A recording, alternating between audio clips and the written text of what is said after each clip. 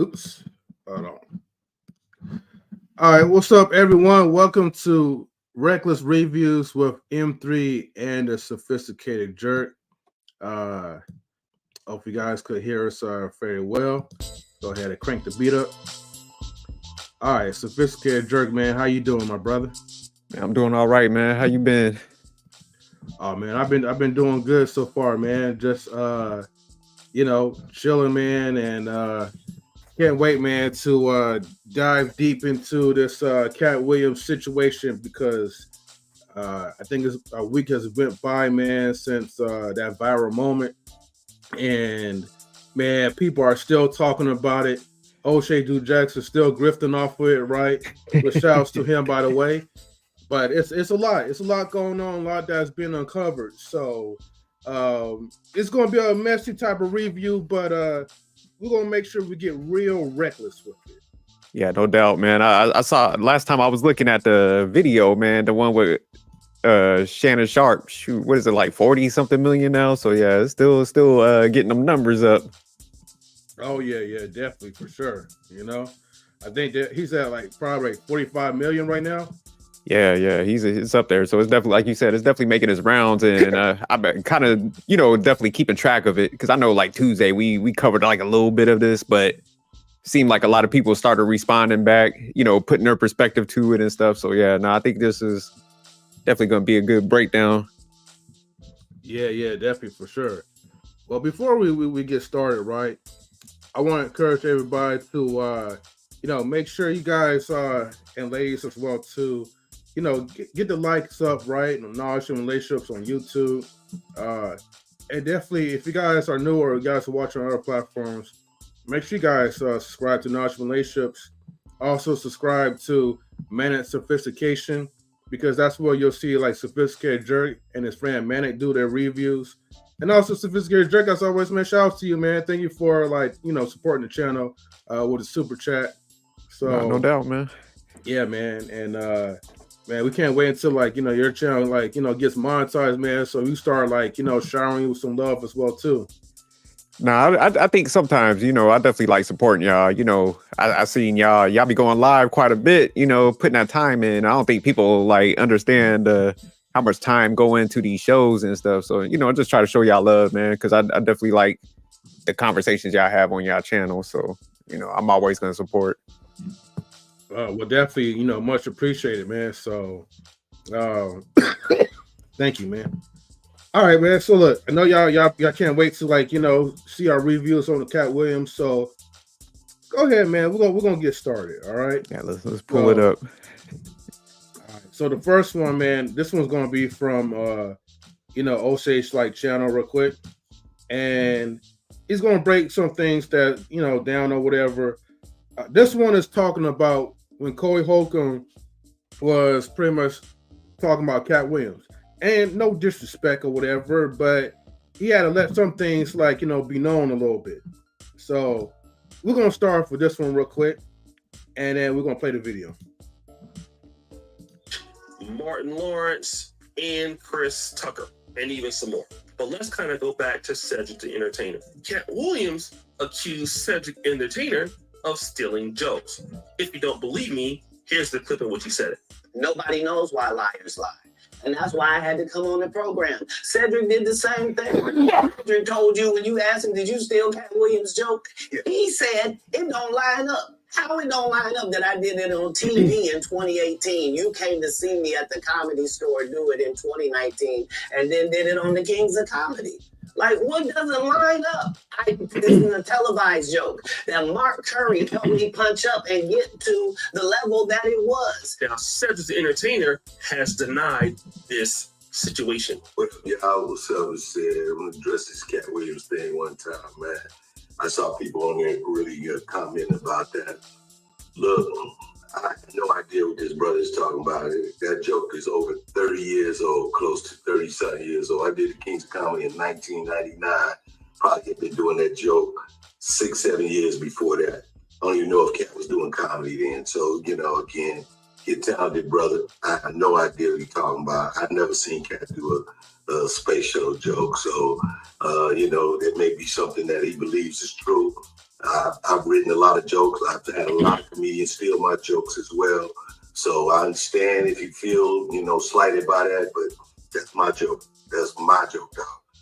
Got spaceship to the moon, cigarette, cutie pie rocking in the background, parallel parking the spaceship. It's my joke, dog. So let me just put a big pause on this one. I find it funny that Cedric the Entertainer, right, even with the amount of proof that in some cases he stole bits and pieces from Katt Williams' joke, that he's still doubling down and still trying to reclaim it as he's the original of that joke. So I find it pretty funny that like he still holds on to that lie. But my thing is like, man, because I looked at both jokes and they both are very, like you can see the similarities and stuff. But once somebody kind of steals something, they can't come out and tell the truth. So he gonna go down with that lie, somewhat. So I can kind of understand why he's doing it, but it is messed up nonetheless.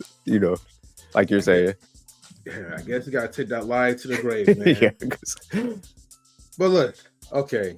Now here's the caveat to this, right? Because we're not done yet, right? And salute Simon, thank you for tuning in. So the thing is, right, we're gonna go fast forward to this because hold on, let me zoom in real quick. Because Corey Holcomb, he has like, he's a comedian himself, and he had like a lot to say, right? About like Katt Williams. I find this part of the video where he talks about him. Now Katt Williams is mad that people are stealing some of his jokes or people are not being original. But in this next clip, what we're going to show you is that there was a time when Katt Williams had his startup, and he pretty much borrowed, or you could say steal or whatever, right? You never know what happened behind the scenes. But he borrowed some jokes from JB Smooth. And we're going to tune into that in just a second. I got to give a shout out to RT Ruby. She says, "What up, fam? We talk about my favorite person right now. And I've always loved Mr. Williams before all the hype." And salutes, man. Like, we do have faithful people, man, that see real, that recognize real, especially in the entertainment industry. All right. And shout out to Ruby. She put some respect on his name. She said Mr. Williams. So I caught that. All right, Ruby. Yeah, Mr. Williams. I see that too, though. But yeah, shout out for that. So we will send a StreamYard link in a minute, but I know we have a lot of videos that we gotta play. So let me get to this part real quick. Now let's go ahead and zoom out to here, and let's go ahead and we're gonna play it. He's gonna go over the clip in which Katt Williams steals a joke from JB Smooth. JB Smooth came out to music. I can't play it for too long, but he did say this.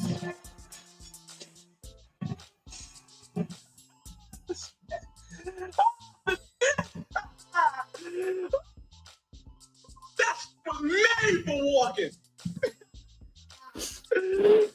Can walk to that. Triple man can walk to that.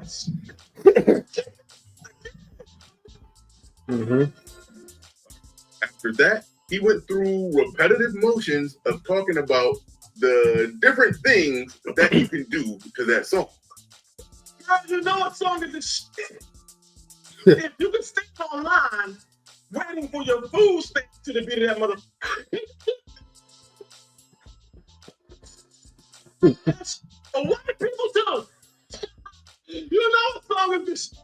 If white people can rock that mother, you know what song is this? White as Superman to flip to the mother. Okay, there's the premise, and trust me, it's funnier with the music. But now to the part that we've been waiting for. Katt Williams had his first major special. He came out like this.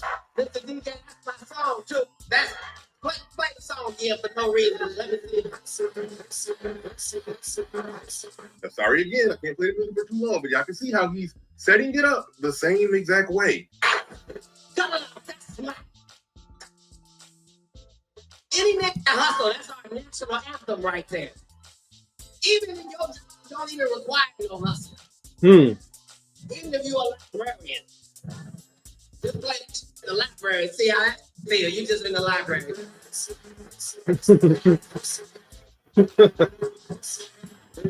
it off, sir. Don't play it again. Just say this.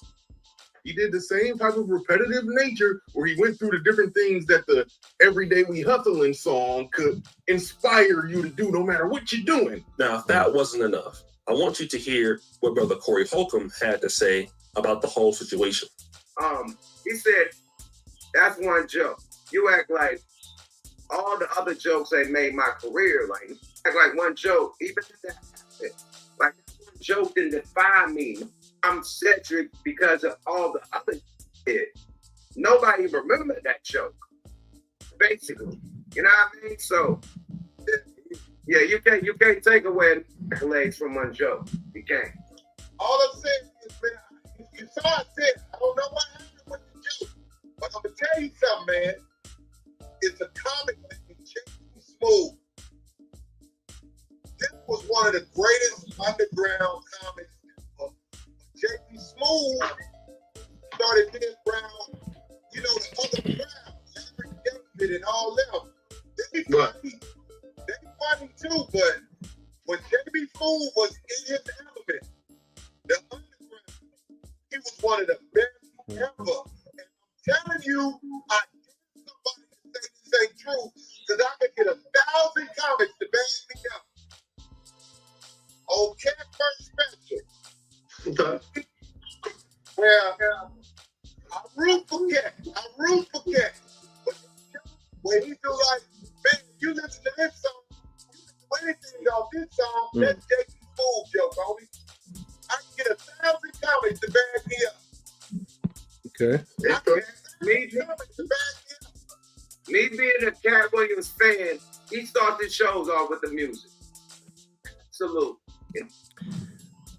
All right. So at this point, we're going to start from here because it's already evident, right? You know, that Corey Holcomb and then the other person who did the initial reaction to it, I mean, it just showed proof that, hey, I mean, everybody borrows some jokes. Everybody steals some jokes.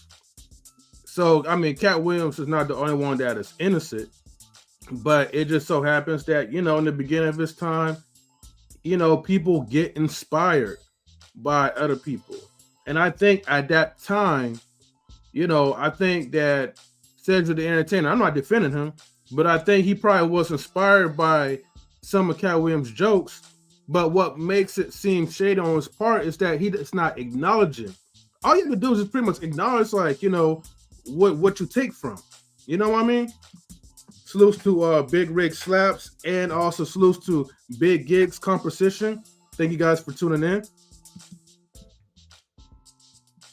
What you think, Sophisticated Jerk?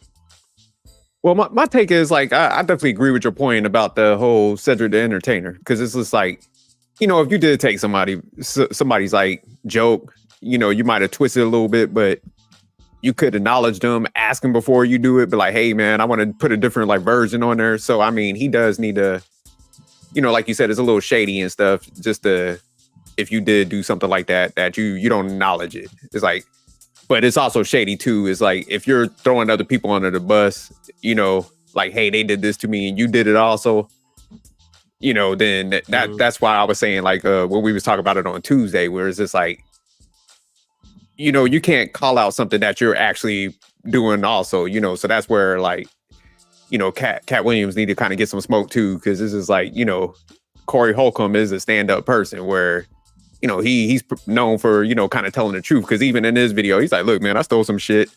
So, you know, he wasn't not like he was like trying to dodge it. He was like, hey, man, a lot of them. So to kind of call it out, it's hypocrisy at that point. Yeah, I feel you, you know. And shout outs to Marcus that's in the building. He says, is this live? Yo, M3, so shout out, salutes. Knowledge relationship, Sophisticated Jerk. M3 got the baseball cap, coach gear on. Batter up, right?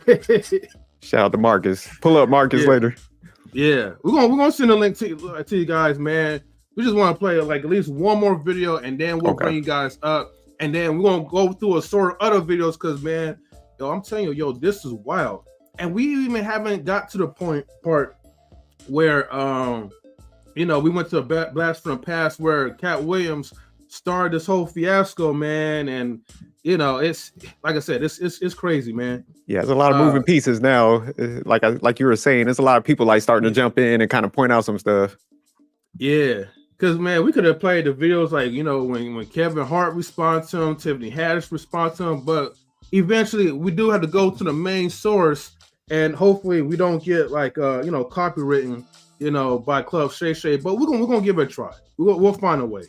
Let me go ahead and we're gonna find the next video for a second.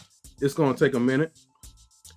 This is the one that you shared, Sophisticated Jerk. So I'm gonna pull this video up, but let me know where you want me to start and where you want me to end. Okay? Yeah, start from the beginning, and I think it's only like I'll tell you when to stop it because it's only like a minute in. And it's the Ali Siddiq where he's like kind of yeah. Okay. All right, let's see.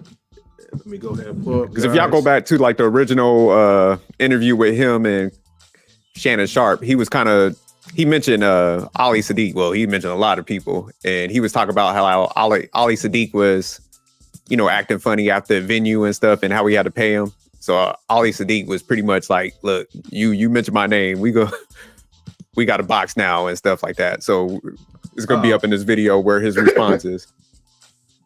Okay, let's see. Let's go ahead and play it. And always, everybody, please, get the likes up. If you are watching from other platforms, just take the time to go to Knowledge and Relationships on YouTube. Just hit the subscribe button, give us a like. You know what I mean? And also be like Sophisticated Jerk and help support the channel if you guys have some money to like give away. So anything helps for the cause, And she says, much love to the panel.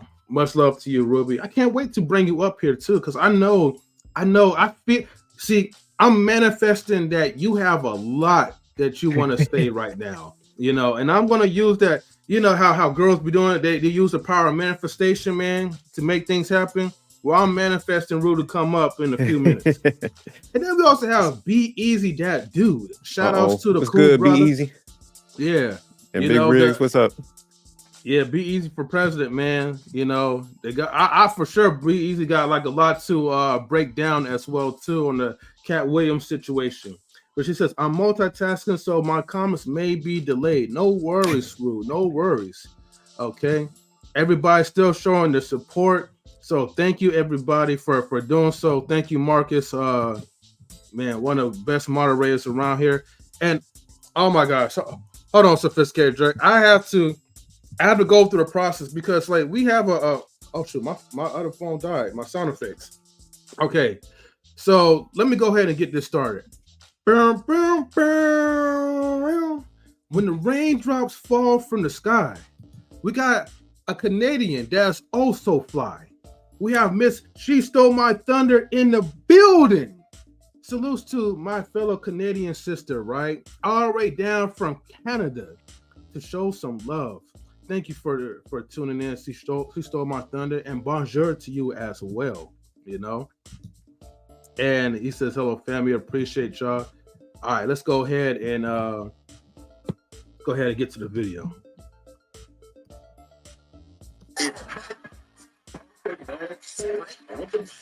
Coming in a little distorted. You might have to turn up the volume. It says coming distorted. Yeah, like a little off. Okay, let me see something real quick. What's going on real quick? Let me see. Is it because... Okay, let me stop the screen and then I'm going to reshare it again. Okay. And you can skip that like first little section. That cat up there shirtless and shit. Oh, go look at that. Hold on for a second. There we go. Okay, so back to the StreamYard. We want to share the audio. Okay. All right, let's try that again. and this thing, man. How does that sound sophisticated, Jerk? Yeah, it's good now. Okay. Just turn it up a little bit more. And all these men, they was in Queens. They were living and kicking it in Queens. Oh, that's the max so far. Oh, okay. I think it's so much that has changed, and I think that we have a low situation. People, the first thing people will say, "Why do you always talk about you want to fight Katt? Katt did something to me." And one thing is, I still say he's still a good comedian. I don't diminish his talent. I still got my problems with it, but yet and still, I'm trying to do it in a fair way. We boxing. I'm not out trying to kill him. You say you and Katt? Yeah, me and Katt. That was my next question too. I was going to ask you about his special. About his special? Yeah. I haven't seen it. I heard, but y'all not cool? Now we used to be all right. Now it's a little contentious, but it's nothing like I don't wish no harm. I don't wish no harm on it. I just wanted the celebrity boxing. That's all I don't wish no harm on the man or his family or his career or any of that. He's actually a very, very talented artist. But sometimes you have a faux pas in your relapse in your manhood. You think that certain things can evade you from certain people. And man, with me, I don't have any Benny Blancos out there that I know of. Anybody that I have ever had a situation with or somebody mistakenly think I did something to them, I've always cleared it up. I'm a man like that. Even if I was wrong, I'm just say, yo, man, I was wrong for that. I mean, I don't know what's going on with me. Maybe I don't even know. So, brother, all I can do is apologize. See, that type of shit right there is what you're supposed to do just as man. It's always been honor amongst thieves. I'm from a very honorable family. Even if you do something wrong and you have enough honor to admit that you did something wrong, you move on. That's what life is. I want to pause it real quick. Yeah, you can stop it right there because I just wanted to capture that first part. Okay. Because I think Katt and him was supposed to do like a celebrity boxing match, but Katt was kind of telling him like, hey, I don't want to box because you're not a big name. You know, you can't sell no tickets and stuff. And he's like, look, man, he's pretty much, calling out Katt like, look, it don't matter about that. You call me out, be a man and, hop in this ring. So I kind of wanted to get, and we ain't got to address it right now, but, when people start coming up, I wanted to get people's take on that, if you call somebody out, do you think that they should, as a man-to-man, step into that ring and address the issue? Because it seemed like a little bit Katt kind of ducking him because homeboy's serious about it. Well, homeboy's serious about giving him like the hands because like he knows like the size of Katt Williams. But what if it was someone that was bigger than him? What if it was like The Rock that came into stand-up comedy, called him out, for like telling jokes or whatever the case is?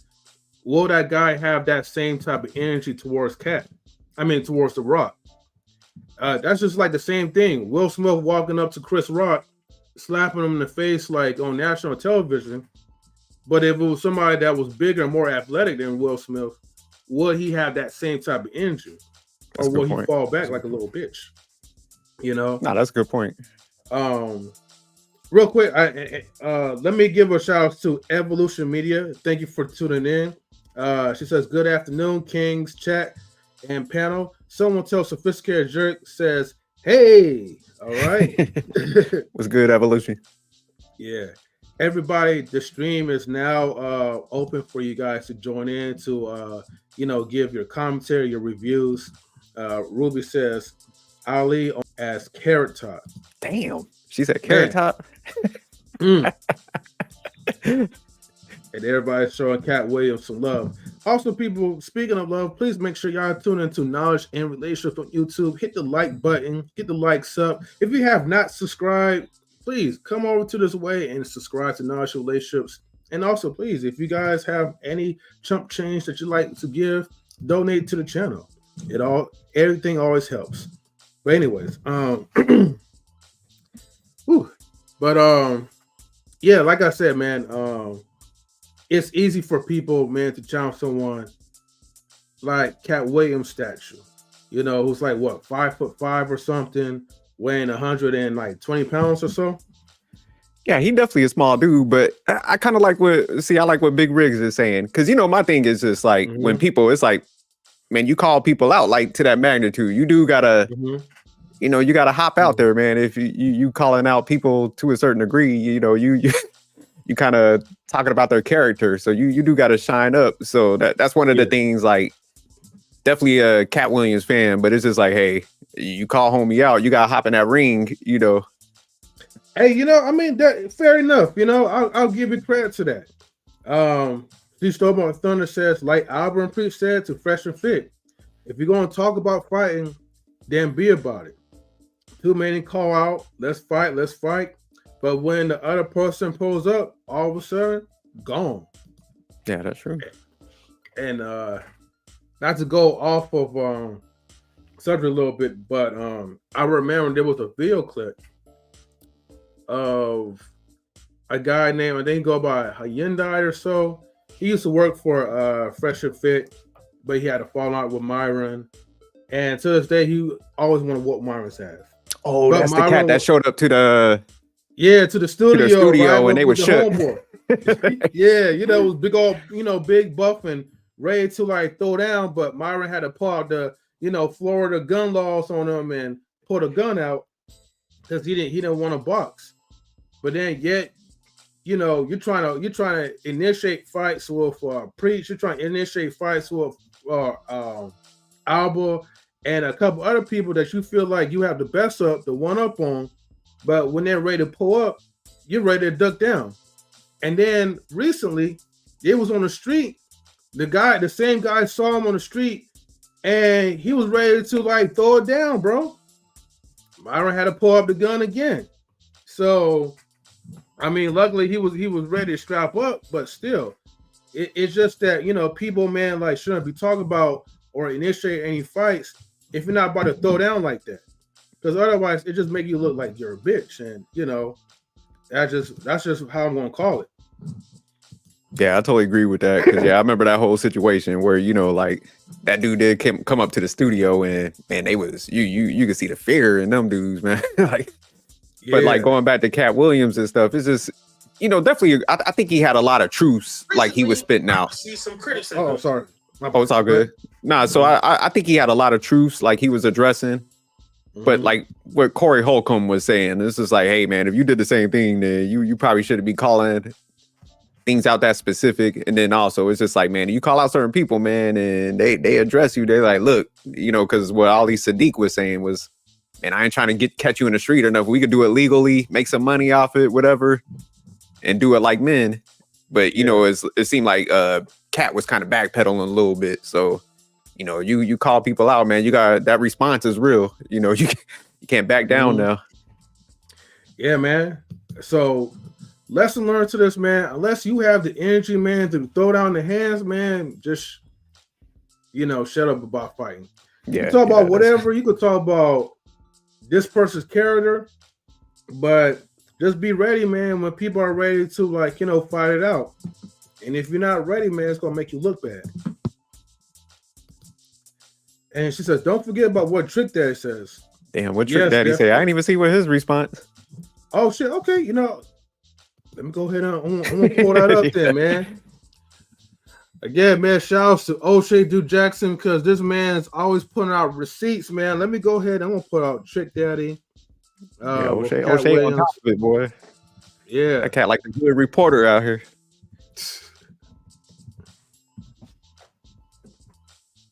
All right, let's see. I think this is it. Let's get everybody.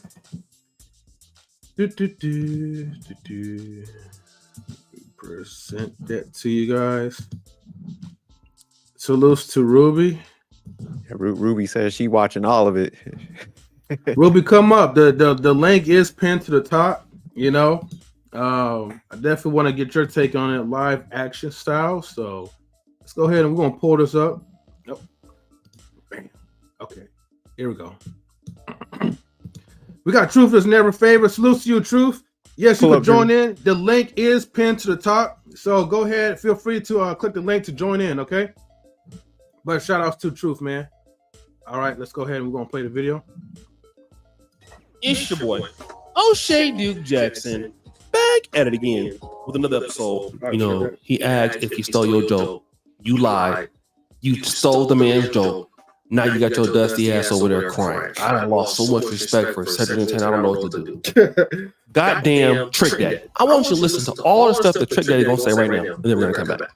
Katt Williams, your little says get on Sharp show and just get in your little feeling and get it way. You say all type of shit you're supposed to say. See, there's a lot of shit about certain rap I could say, but I know it's some shit that I shouldn't say, so I don't say it. You said some slick shit about me in one of your stand-up, you was being sarcastic, saying that if Trick Daddy could own a restaurant, you could do anything. Well, nigga, you bull daddy looking ass. Keep my name out your mouth. I'm not no comedian.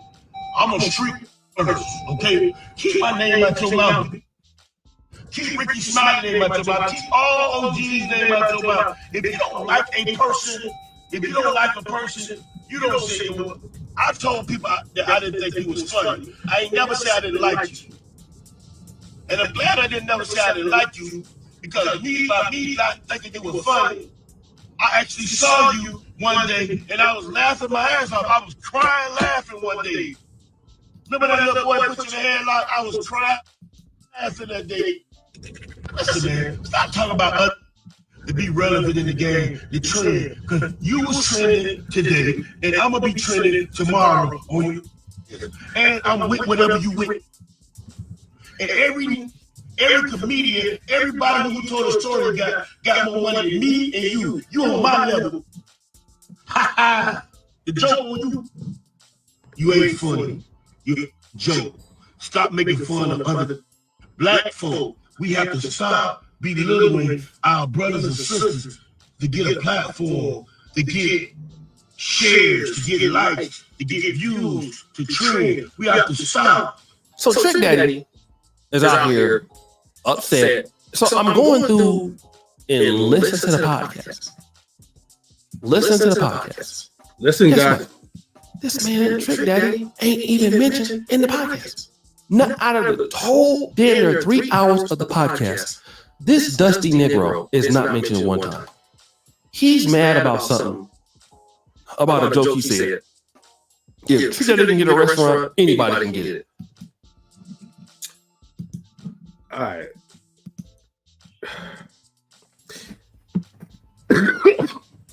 So I find that shit to be funny, right? Because Katt didn't even mention anything about Trick Daddy at all. And I'm like thinking to myself, I'm like, because when I first saw that clip, even before O'Shea Jackson got to it, I'm like, dude, I don't recall Katt Williams even mentioning your name. I mean, I'm gonna be honest with you. Trick Daddy had his time, but he's not really as relevant as he once was. So maybe he probably did that for attention. Maybe his old ass ears was listening to something else. Or maybe he just had too much testosterone that he just wanted to fight or whatever. And I agree with you, Rue. Trick Daddy will look like he's the type of guy that will pull up and fight. Because maybe he probably have that mentality that he doesn't really have much to really lose. It's that hood shit, But definitely, she says definitely she have her money on Katt Williams though. Truth, I don't know why Truth said he can't find the link. The link is pinned to the top and it's pinned to the chat. Truth, I just sent it to your IG though. I sent it to your IG. Okay. So Sophisticated Drake said he sent it to your IG, so you should be able to get it. But what she says, during the Shay Shay interview on stand up, he did. No. You see, he didn't do it. Oh, I think she's saying okay. She meant to say he didn't mention Trick Daddy's name during the interview. All right, we got. But he did it in his. He must have done it in a stand up. Then I was confused. I was like, man, I listened to it. I didn't hear Trick, but I was like, maybe I missed over that section. Yeah. But if he's referring to but I think Trick Dad was referring to like Club Shay Shay. So I was just confused, man. I don't even know what the hell this old dude was talking about. I just think he just needed. Well, he was sitting down when he was talking. I think he needed to park his vehicle, stand up, and then sit his old ass down. But what up, Truth, man? How you doing, bro? What's good, Truth? Good afternoon, gentlemen. Happy New Year, and great to see you guys. Hey, great to see you too, man. Too, man. True. So, what's your take on this overall situation, man? How y'all family doing? Oh, doing good, man. How about yours? Everything's everything, brother. What about you, Leo? How's you and the lady, Miss M3? Oh yeah, we're doing good, man. I mean, she's a little under the weather though, but she's gonna pull through. Shout out to Mrs. M3. We love you, Mrs. M3. And we love you too, Rude. See, I'm telling you, that manifestation man came to reality. See, we got Rude the Gypsy in the building, so shout out to you, girl. What's up, y'all? I probably ain't nothing to y'all, but I love myself. So what's up? Glad to be here. Man, don't even downplay yourself, man. That's cap, all right? You know, when you're up in here, you're always loved, man. I don't put the hearts out for nothing for you, okay? Thank you. Appreciate you. Rio, make sure you hook Miss M3 up with a hot toddy. Oh yeah, definitely. You know, we got her though. I got her. Right. That's right. So what y'all takes on this overarching situation? Respect. I'm gonna let King go first. So I've watched what was it? The Shay Shay, and then I also watched the other interview. Have y'all seen the Willie D interview?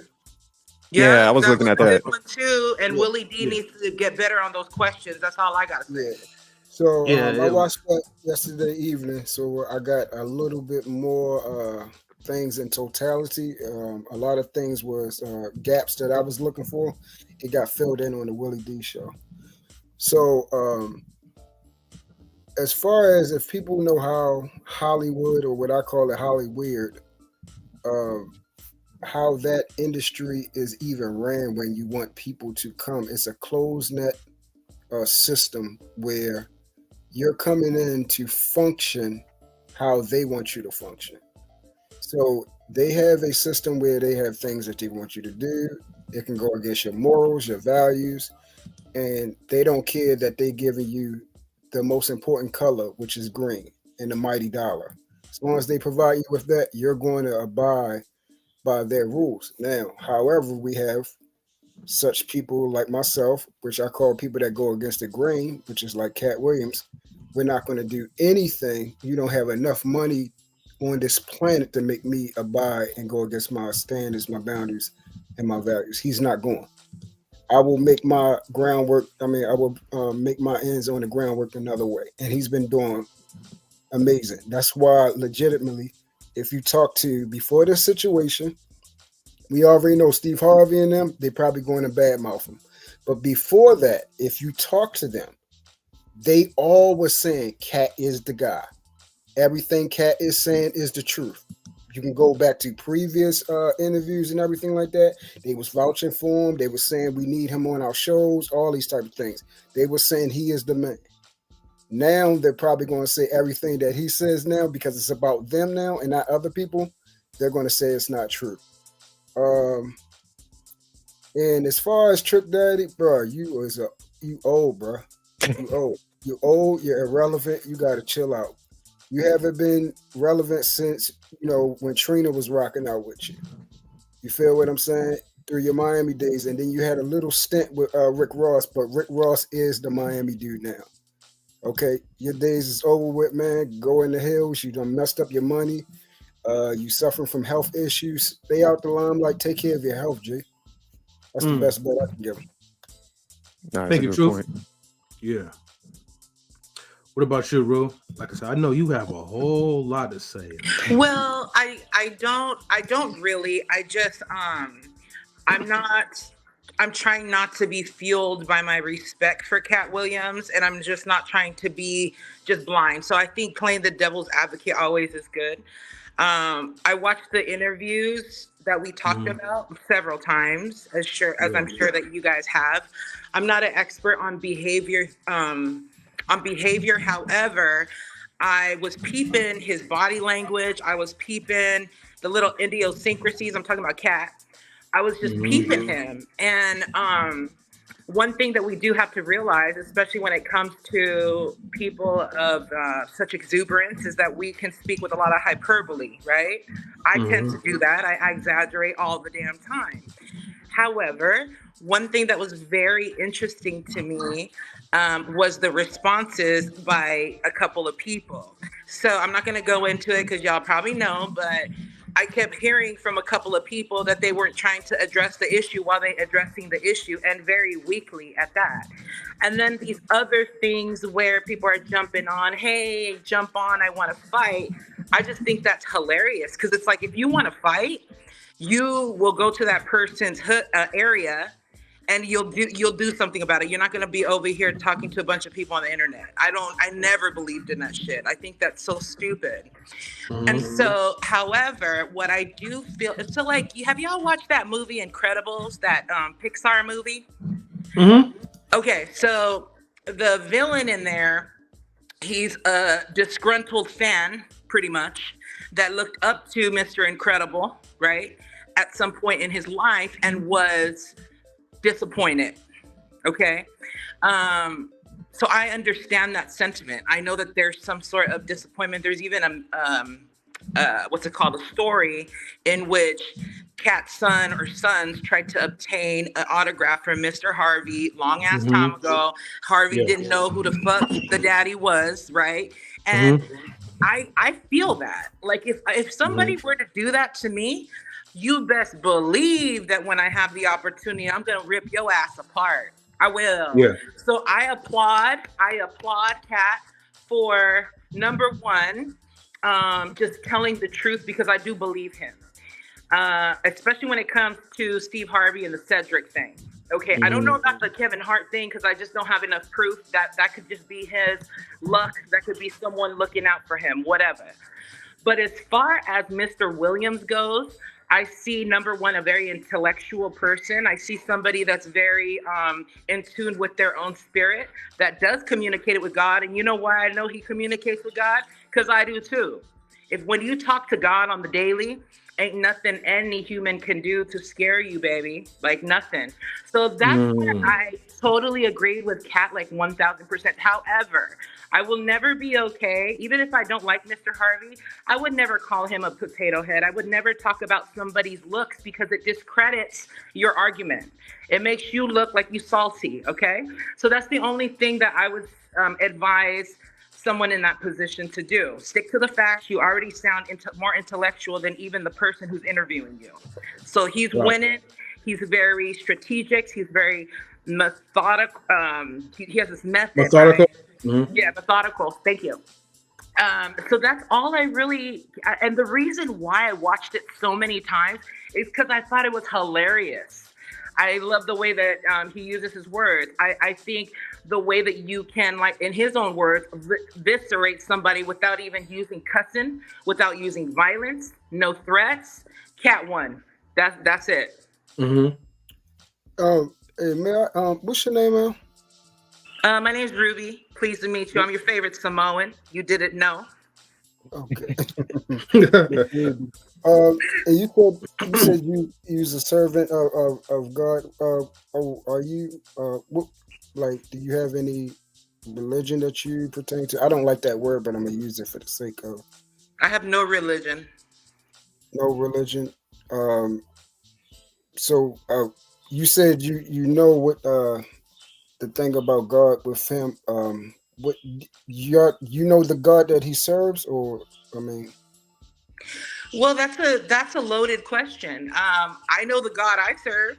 I know that and y'all might not like this. I serve many gods. Hold on. I believe in many gods. I believe in praying to my ancestors, and that's precisely what my elders taught me what to do. So I do sense I should probably back it up, in which I can tell that he has a relationship with his spiritual nature. Maybe I should have said that. Okay, so if you heard the reason why I asked that is if you heard the Shay interview, he specifically said that he went against his religious nature inside of his household. That's the reason why he left at 12 and was out on the street. So he said his family, because of their religion, they were strict. They were all about God first, everything, and he rejected that. He didn't say that, but go ahead. Do you want me to pull it up? Go ahead. Really, he didn't say it in those words, and that's how I interpreted that statement. I would say this. I think we probably. Hold on, somebody's coming up. Yeah, I'm not going to. Easy. What's the name? Belabor. But if you, I will send the timestamp for you. So I'll say like this. I remember the question about his dad. I remember that he said that his dad insinuated that he was having sex when he was not, when he was 13. He didn't bash his family. He just said, if my family's religious, and like I said, I'm not religious. So just because I don't pertain to a religion that my family pertains to, that makes me a bad person? I don't think so. No. Wait, hold on. I'm sorry to interrupt, but hold on real quick though, right? Because I want to make sure that we get focused on the subject, and then we also have B-Eazy Dat Dude too. I want to throw out just one little point before I forget, right? So one point is that, like, you know, from what I'm gathering, right, is that, like, okay, for anybody, it could be Katt Williams, it could be Steve Harvey, it could be whoever, right? Anybody that want to get their point across, yes, do it without the hurl of insults. Even like an example, when Katt Williams was asked about, hey, are you related to Ludacris? Which I thought that was a great question, because a lot of people thought that they were related. Right. Even when me and Mr. Empty was watching it, first thing she was like asking me was Katt Williams related to Ludacris? And then right then, right, while we was watching it, Shannon Sharp asked him that question, and then he started going into the whole Illuminati thing. It was cool and it was entertaining at first, up until the point where he started talking about Ludacris's wife and describing how, I guess, in his opinion, how ugly she was. Ugly, light-skinned woman. Yeah, and then to me, I'm gonna be fair on the synopsis. I'm like, he kind of lost me on that point, because yeah, it was cool, and I'm like thinking like, oh yeah, you know, Ludacris probably is in Illuminati. But then when you start talking about someone's spouse, or when you start talking about the whole looks and the features, that's where I'm like, okay, maybe he should have drawn it back a little bit, because, and that goes for anybody. You want to get your message across loud and clear, get to the facts, get to the points or whatever, right? So we could focus on the speculation rather than something that's, you know, has no value, no meaning at all. I gotta get to B-Eazy Dat Dude, and then Truth, right? If you could send like maybe a reference link to Ruby, like in the private chat or on the IG, that would be helpful as well too, though. Yeah, this was going into the validity of what Katt was saying. This I was going somewhere with it. So now we're gonna come back, because I do what after B-Eazy chops it up, I want to circle back to what Truth was saying, because I want to talk about why I did have some issues with Katt Williams' interview. Yeah, just hold that thought, Truth. We're gonna get back to you, but if you can send the timestamp, that would be helpful for us to react to, because I want to react to it as well. And salutes to Mimsy Limbs, salute family. If you want to come up, the link is pinned to the top. So what's up, Queen? All right, B-Eazy Dat Dude. What's up, my brother? How you doing, man? Hey, what's good? Could you hear me? Yeah, you coming in clear. For sure, bro. My camera is kind of messing up. I was trying to be on cam with y'all, so I might hop out in a little bit to try to fix it. But I just want to tag in with y'all. It looks like y'all are doing a pretty good analysis. I think that's these interviews, they should be criticized with intellect, but they also should be not taken as serious, because Katt Williams had said his I don't know what interview it was on, because I've seen so many of them going viral now, but he said, my first focus or responsibility is to be funny. So a lot of things that he is saying them a little bit more harshly, because he knows it's going to be more controversial, and he knows that people are going to hang on to every word. But I think there is a bit of tone policing going in there too, because if I disrespect M3 and Mrs. M3, and then someone tried to say, yeah, M3, but when you go back at him, try to be respectful and don't try to do the undercutted jabs, and don't try to insult. When someone is lying on you, that's an insult to your integrity. So you're telling someone to not insult them and be the bigger man, even though this person wasn't the bigger man. Maybe you should be the bigger man, but is it really anyone of our place to be trying to dictate how someone should respond?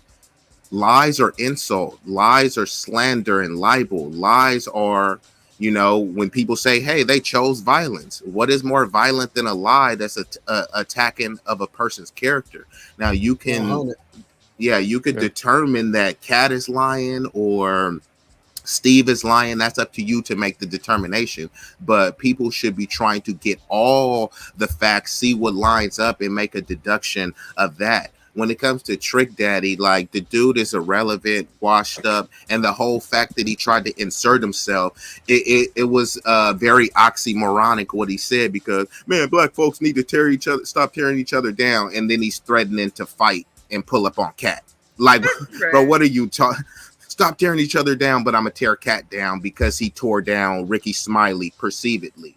But like Shannon was saying, when Ricky came on the show and said what he said about Katt, no outrage. No one said anything to Ricky Smiley. Said they did the same thing. Ari Spears, all of these people, they have been chirping. Faison Love. Look, I like Friday and Big Worm, because let's be honest, bro. No one would pay to see a Faison Love stand up. You wouldn't. Yeah. Then I probably wouldn't even watch it for free. I wouldn't. I would give it. I'll give it to Sophisticated Jerk as a gift. Love you, bro. But when you look at, this is the thing, the saying, when they say you shoot at the king, you better not miss. You know what I mean? So I'm not saying Katt Williams is the king, but he is one of those comedic goats. You know what I mean? I'm not saying he's the goat, but he's in the discussion. And once you're in the discussion, I mean, that is an accomplishment in itself. But when I'm looking at like Corey Holcomb, right? I like Corey Holcomb. Like, if you come at Corey Holcomb, he is coming back at you with fire, and it's gonna be funny too. But when you look at Kevin Hart, I have nothing against Kevin Hart. I want the dude to succeed, but Kevin Hart is nowhere near as funny as Katt Williams, Bernie Mac, etc. Kevin Hart, he showed himself to be a gatekeeper. He got the show. I don't know if you guys seen it. He got the show on TNT where they cover basketball. So they watch that. Right. Bro, he hit the whole time. He was on the basketball games. It's usually like 2.5, 3-ish hours, depending on the injuries, timeouts, etc. The whole time he kept trying to fire back at Katt Williams. Yeah. None of the jokes was funny. Literally zero of them. I was looking for one. Yeah. I mean, to be honest with B-Eazy, I didn't really understood like the jokes that he was talking about. I thought he was just talking or whatever, but I didn't know he was trying to be funny. Yes, no, He was trying. I didn't know. That's the whole point, Rio. He tries to be funny and it's not funny. Yes. And look, and that's what I'm saying. If he was funny, I literally like. I don't think Will Ferrell is as funny as some people think he is, but Will Ferrell has a lot of funny movies. You gotta say. Yeah, that's what I'm trying to say. Like, I'll admit that, but the dude is not necessarily my cup of tea. But if he makes a funny movie, I was like, okay, yeah, that was funny. Kevin Hart, when the movies that he has is funny, like Soul Plane, he had an all-star cast in there. So he wasn't even the funniest in the movie, but he was kind of like the star of the movie. So he has had funny instances in movies. And I've even seen him with funny stand-ups, but we're comparing this to the comedic greats, and he just doesn't hold a candle to them. And he got eviscerated by Katt Williams on that interview. So to come back with those corny juvenile jokes was quite pathetic, to say the least. You In know, the same breath saying he wasn't gonna address it, just like Steve Harvey did on the Family Feud thing. yeah, and that's another contradiction too. I'm not going to address it while continuously addressing it. And then they say, oh, he's just chasing clout. So when you respond to him, are you reverse clout chasing? You see, like all of these terms don't even make sense. I missed you. Yeah, and then another thing too, I do think the Katt Williams interview was phenomenal.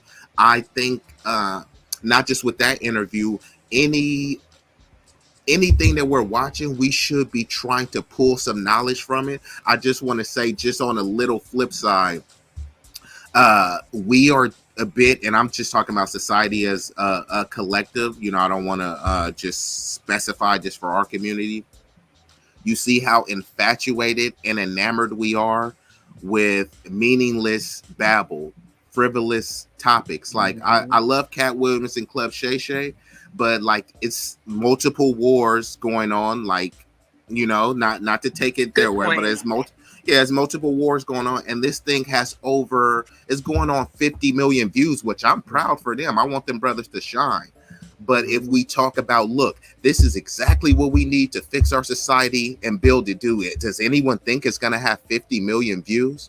It's not. So a lot of times, unfortunately, we're using these interviews as a coping mechanism and a way to stay stagnated, right? Because this interview is everybody is like, it's become an ecosystem. A lot of people are using clips off it, and they're going to milk it for weeks. And after weeks, they're going to look for some other entertainment dopamine hit so that they can cope for not. This is election season right now, bruh.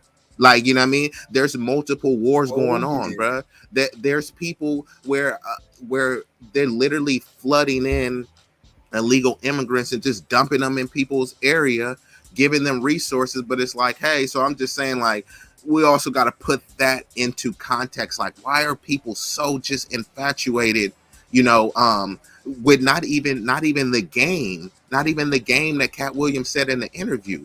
They're just infatuated with just being entertained, just with the drama, because he said a lot of stuff too. He said Harvey Weinstein, a known sex offender, was offering to suck his penis. Where was the Me Too movement? Where was the Me Too movement, right? So that's what I'm saying. Like, guys do get sexually assaulted, but it's like, if you talk about it, it's like you're a softie, because Terry Crews could bench press like 500 pounds. Some little middling execs was over there grabbing his junk, full hands full of his stuff, and Terry Crews didn't do nothing because he wanted to continue his career in Hollywood. There was no Me Too movement talking about how he got sexually assaulted. If any of us did that to anyone else, they would be saying, look, this person needs to get the Bill Cosby treatment. So I didn't hear a lot of people talking about that. I'll land with this. I didn't hear a lot of people talking about the assault that Katt Williams had received, because that is assault. Y'all got it. I'm sorry, say that last part again. No, I was saying that is a form of assault, because we have we have to look at it through the female lens. If a sophisticated jerk is at his job and he's offering to eat some chick's vagina, he's gonna be out of there. It's going to be outrage, and he may have a lawsuit ensuing. But when Harvey Weinstein does it to Katt Williams, people, well, he's a ceiling. Well, he ain't even funny as him. It's like, no, it doesn't matter if he was an amateur. Like I thought we cared about protecting people rights in this assault. So that was a contradictory thing that I have heard no one talk about. Yeah, and you know what? And it's funny because this is going to tie into something that I was going to bring up. I almost forgot to bring this part up until Mimsy reminded me about the whole agenda. And you know, unfortunately, especially part of Hollywood, I feel like the goal is to just feminize just men in general. Period.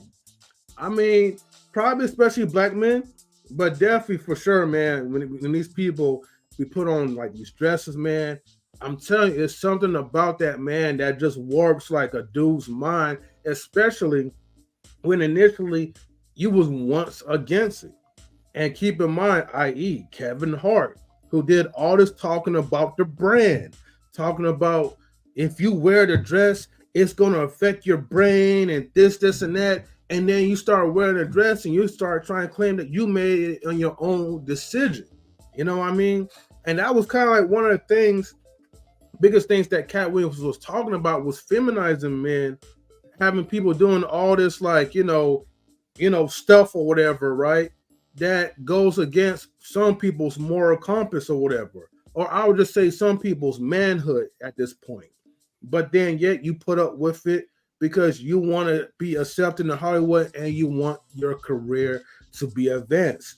So going to big bulky guys like Terry Crews, who's big and muscular, but then yet by heart you're like a small little mouse or whatever, right? Compared to guys like Hart, Weinstein and a few other people. Yes, it's easy for you to say, well, I wanted to do something, but my loving wife told me not to do it, so I refrained myself. No, you refrained yourself because you didn't want to lose out on money and you felt like you needed it. So you was willing to have anybody to grope your little Johnson, and fondle your balls. And that's what a lot of people in this industry, are willing to do. And he also said this. He said when he was doing that movie, he said it was 3 other black dudes there. He said, I didn't let Harvey, put his mouth on me. But what did those others do to get the part? So it is a form of buck breaking. They physically buck break you, psychologically buck break you, and financially buck break you. Financially, yeah. Yeah, so this is a serious issue because you'll see people like even if you look at CNN or something, now they got Charles Barkley on there. Like, why do the same people keep popping up? Because these are the reliable Negroes, the people that have already been vetted that they know will play ball. And once you enter the Hollywood sphere, they have dirt on everyone. That's why he said, did he like the party, right? They all invite you to a Hollywood weird party. Eddie Griffin talked about this too. They have a disposable amount of white women to throw at you because they know that at any given time you can be on the rise like King the Conqueror and just an allegation from a nobody chick, and you got to put a racial element in there because if it was a black chick, would he have got canceled? Possibly. But since it was a lily white chick, it was absolutely utter. We shutting everything down. What did Katt Williams say his biggest fear was? He said he wasn't feared of no man, no devil. He said it was white women. Hey, B-Eazy. So what's the old saying? People like what do people like more than to see a man rise? See him fall, something like that. Yeah, they like to see him fall. They rather see you fall more than you rise. But in order for you to fall, you have to be ascended. Yeah, and what did they do? They uplifted. He was the hottest. Jonathan Majors was the hottest ugly man around, man. Alive. I was just gonna say that because you make a great point, True. And you too, M3, when you add the ugliness in there. Look, I don't judge dudes, but you know what I mean. Like you could know, like, okay, look, this dude's a pretty boy. He gonna get all the girls. Like Jonathan Majors, because even some women were making a point. Like before, they would say people like Jonathan Majors is ugly. You know, you got the big nose and like he has too many Afrocentric features. They would want more of a Shamar Moore type of dude. You know what I mean? Yeah. So but they knew that he would play ball. I don't think he's a bad actor, but there are other actors that are better that would probably like Katt Williams that didn't want to do that ritual. And B-Eazy, check it out. Didn't you see how they was working him down? Remember the pictures came out. Remember he was in a dress. You see how He they was was working him down? But he voluntarily did this stuff, man. No. I get that, but follow me. What I'm trying to show you is how they are, because of what it's like a meticulous process. Yeah, they're systematically drowning out the masculine male image, bro. Oh, and people, and you know what Jonathan Major said? He said masculinity is fluid, whatever that means, and whatever the hell that means. This started way back, all the way. I'm gonna show y'all a reference point. You got Eddie Murphy, you got Richard Pryor, and yes, they did comedy. They made their voices change for to reference women and all these different type of things. And eventually, Eddie, he started to play ball, with going into playing a nutty professor and dressing up as women at the table and stuff, and so on and so forth. But if you look at comedians back in the day, they still remained in that masculine frame, bro. They were strong. They was a sex symbol. Women loved them. Eddie Murphy had the boomerang. It was funny. It was comedic and everything, but he was still a man. You feel what I'm saying? That's what I was saying when we did our show. Because I was like, man, you remember the dude Andrew Dice Clay, the white cat or Italian or something? Man, he'd be out there smoking and stuff. But like you said, truth, they were manly and shit, And now you see and then now you bring Kevin Hart in. What is his specific? Every time he start making a joke, he starts sounding like a woman. He always putting himself in like a cowardice frame. He's always smaller, inferior to a woman. The woman is always, the boss chick. The boss chick, the one empowered, the one that's telling him what to do. All these different type of things are small cues of how they are getting rid of a specific type of man, bro, and it's working magnificent. They're tearing our tail up. Anything that's going against any man being what's called the man's man or the original man, the man that works with his hands, the man that controls his household, the man that the woman actually respects and listens anything like that. They're going against it in all avenues, aspects of life, comedy, music, movies, everything. It's everywhere. Like you said, they had Jonathan Majors and what's the kid from the Rocky movie? The Creed dude. Michael B. Jordan. Michael B. Jordan. What did they do to them? They put them in a position where they looked like they was in a relationship, bro. Pictures after pictures after pictures made them in positions where they poking out their lips. I was gonna say the duck lips. They're holding on each other. This stuff is being forced, and it's sad. People are saying it like this is okay. This is not okay, G. Well, now they've flipped the script, because when you do point that out, like I have nothing against those brothers. I love Sophisticated Jerk, M3, all of y'all. I will never take a picture holding you like that, bro. Sorry. You know what I mean? But not taking. Yeah. you like no offense, no offense. No, but what you can give me, bro? And I mean everybody don't have a price, G. And I keep hearing people saying that everybody got a price. Everybody don't. I do not have. No, man. No, but there was a huge backlash of a counter argument saying that truth, you just insecure with your masculinity, because if that's your brother, why wouldn't you want to take a picture with him like that? Masculinity is fluid. Are you homophobic or are you undercover? Like these were the counter arguments, and then it's like, is that even worth responding to? So you know what I mean? Hey, B-Eazy, I got a counter argument to that. You remember the movie? What is it? Temptations. Yes, sir. Classic. Remember when they came to talk to David Ruffin, and he hasn't been there in a while. And this is when he started to, get himself involved in drugs. He wasn't, up to beat. He wasn't, parlaying. They came to tell him like, "Yo, we're gonna have to let you go." And then he was asking Blue. He was like, "Blue, you gonna accept this?" He said, "Brother." He was like, "Listen, I'm gonna miss you, and I love you." See, men can still remain their frame and still be affectionate towards each other. You don't have to go all the way to make us look feminized when we in our engagements of interacting with each other. I hug my brothers all the time. I tell them I love them. That does not change anything about how my position as a man is. You don't have to make me look like a woman with duck lips and selfies and dresses and certain positions with each other. You're doing it on purpose. I'm not stupid. Other people But are gullible. the saddest thing about this whole thing, and I'm glad B-Eazy kind of shined a light on some of this stuff, because that's where I wanted to go with the conversation. Like, we missed them gems, just focusing on some of the stupid stuff, but it's like you got to address it because it's out there.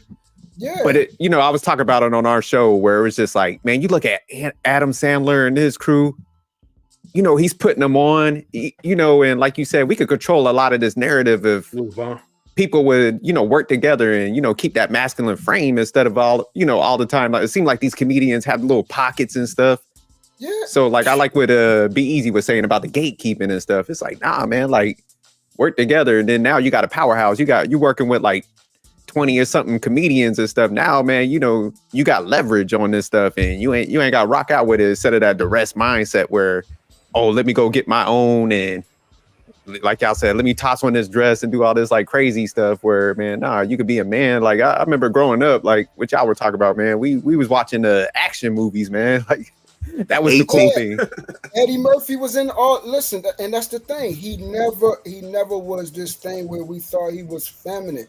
Even in his movies being funny and all that type of stuff, he was the guy. He played in Beverly Hills Cop. They mad close right He there. was getting a woman. He played in Metro. He played in Golden Child. He was that dude. He was funny, but he Distinguished was Gentleman, Delirious. all that type of stuff. He still was that guy, and that's what I was trying to say. If you look how far away we're getting from that, it's really a concerted effort, and it's been systematically working to the T, bro. When we're talking about the gatekeeping situation and these plants, it's a actual real thing. Back in the day, you just said something, Jerk. The comedians all were with each other. They rocked out with each other. This wasn't a 1-on-5, 1-on-4 break or 1-on-5 break. You feel what I'm saying? I'm using a basketball term. This wasn't a 1-on-5 break. Eddie knew Richard Pryor, and Richard Pryor knew Katt, and Katt knew all these guys that was back in the day. They knew each other. Paul Mooney. Yeah, Paul Mooney. All these people knew each other. They respected Paul each other. Mooney taught Richard Pryor everything he know. Correct. They all respected each other. They all wanted each other to win, just like how you said. But now we have created this pyramid thing where we want one person at the top, and that person that's at the top, like he said, that's the It's one supposed that to open came all the gates. and they rose him straight up. They said, "Here's the guy. We're going to use him because we know we got one. We got a dummy. I can just give this man money, and he's going to do whatever. He's going to play ball, and we can use him to go straight to the top. And then now he's going to be the keeper to bring any person on his thing." That's what Katt was talking about. Tiffany Haddish. I don't know if y'all remember a couple years back. I was going to bring that up. She's not even funny at all. Yeah, she's not another one that's not funny at all. And this is no disrespect to her. I'm glad she got out of her situation. I'm glad anybody that's in that type of situation get out of it in their grind. It's not that she doesn't work hard. It's just she doesn't have that talent. And that was more of an emotional situation where that was a friend that he brought in. And because he's in that position to do all these things, he's that guy. He can bring those things, those type of people in, where back in the day, you actually had to have talent, bro, to be in there. No, that's facts. Yeah, and you can correlate that to You know, the rap game too. Like people used to be physically selling, bruh. I had to do hand-to-hand selling tapes out the trunk. When you went to like a battle, you'll go to a notorious hood in Oakland, Baltimore, and you will battle the top dude there where people are surrounded by drugs, guns, pit bulls, and all of this stuff. Now they'll just go hand pick some dude that's from the hood, not really with the stuff, and then promote them and say, here, say the most ratchet, debaucherous stuff. But those air quote hood rappers are gatekeepers too, because you're like, bro, why they keep putting on the same dude?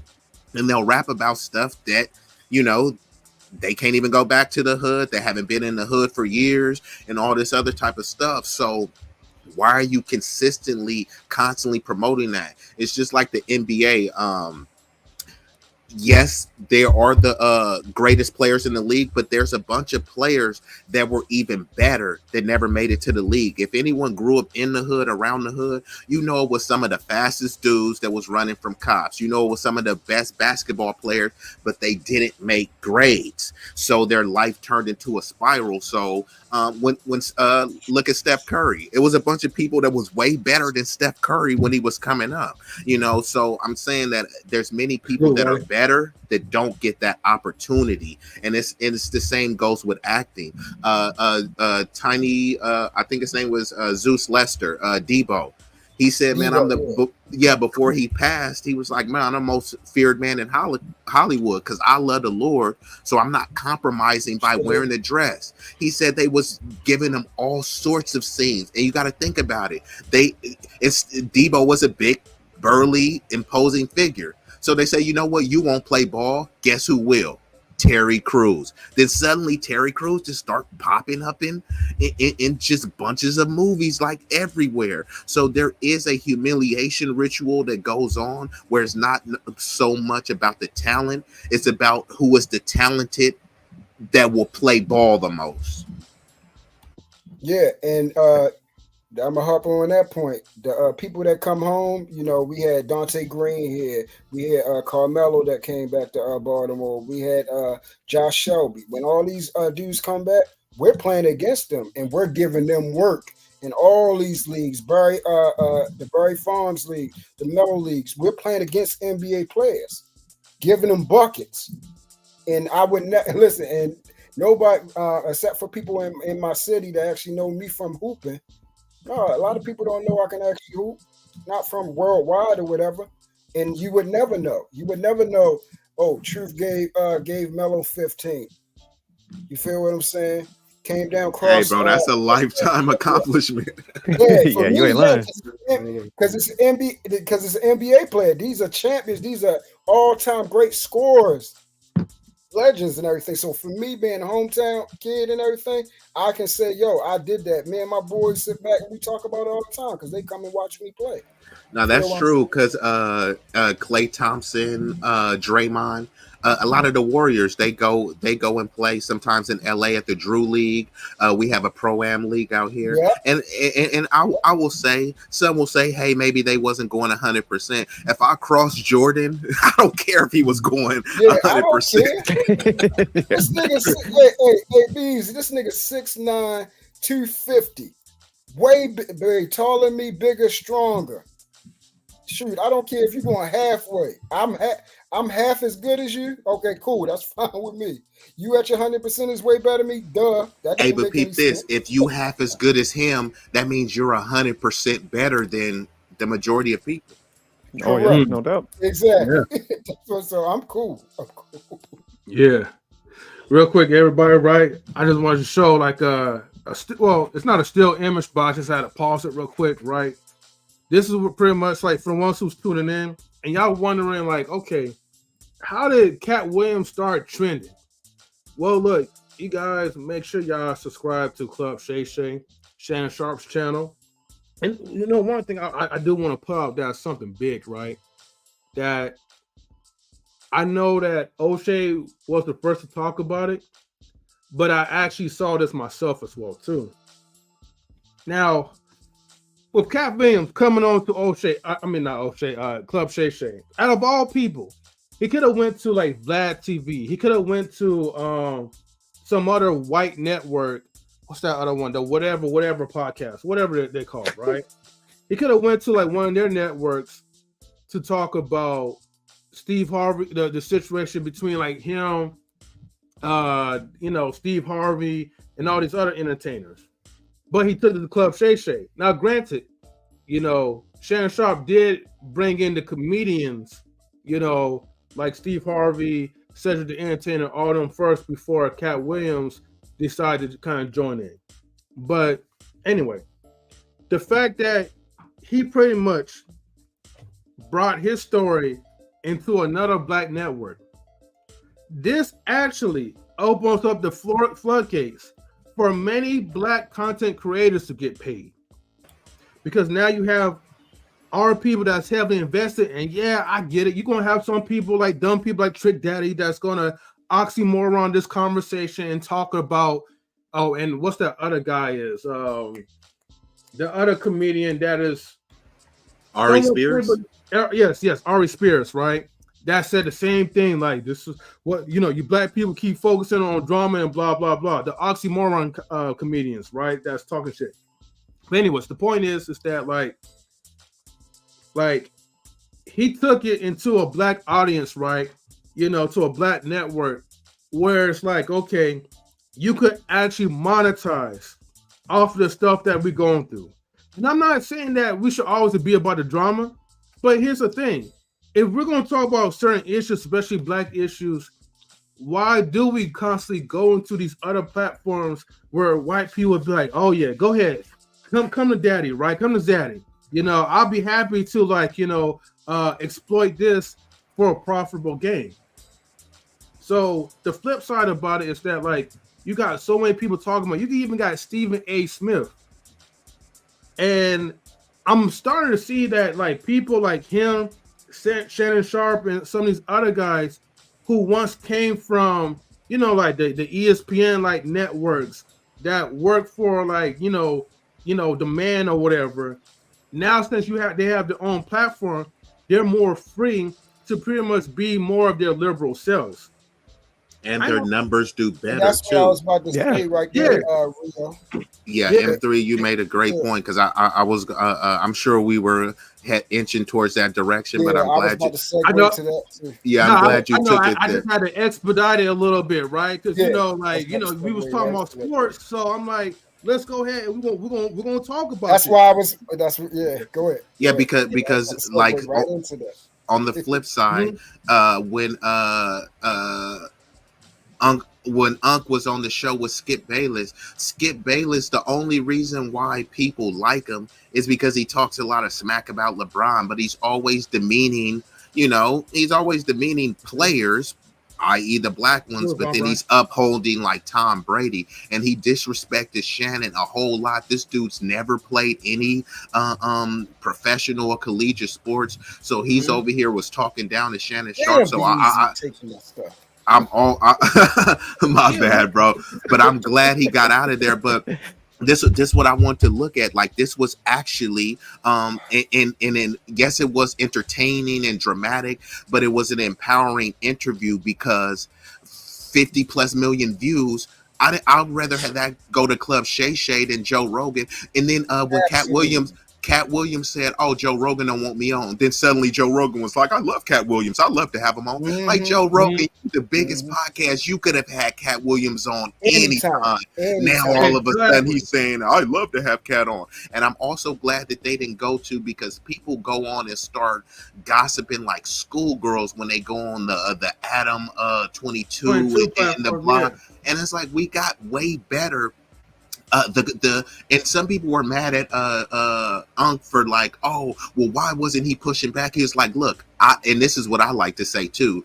I don't really like to do like the debates and all this other stuff. I like to have discussions. And he said, I'm a conversationalist. So I brought Katt here for a conversation. With an interview, you do have an obligation to kind of push back and kind of, but no, when we having a conversation, I'm not going to push back on your opinion.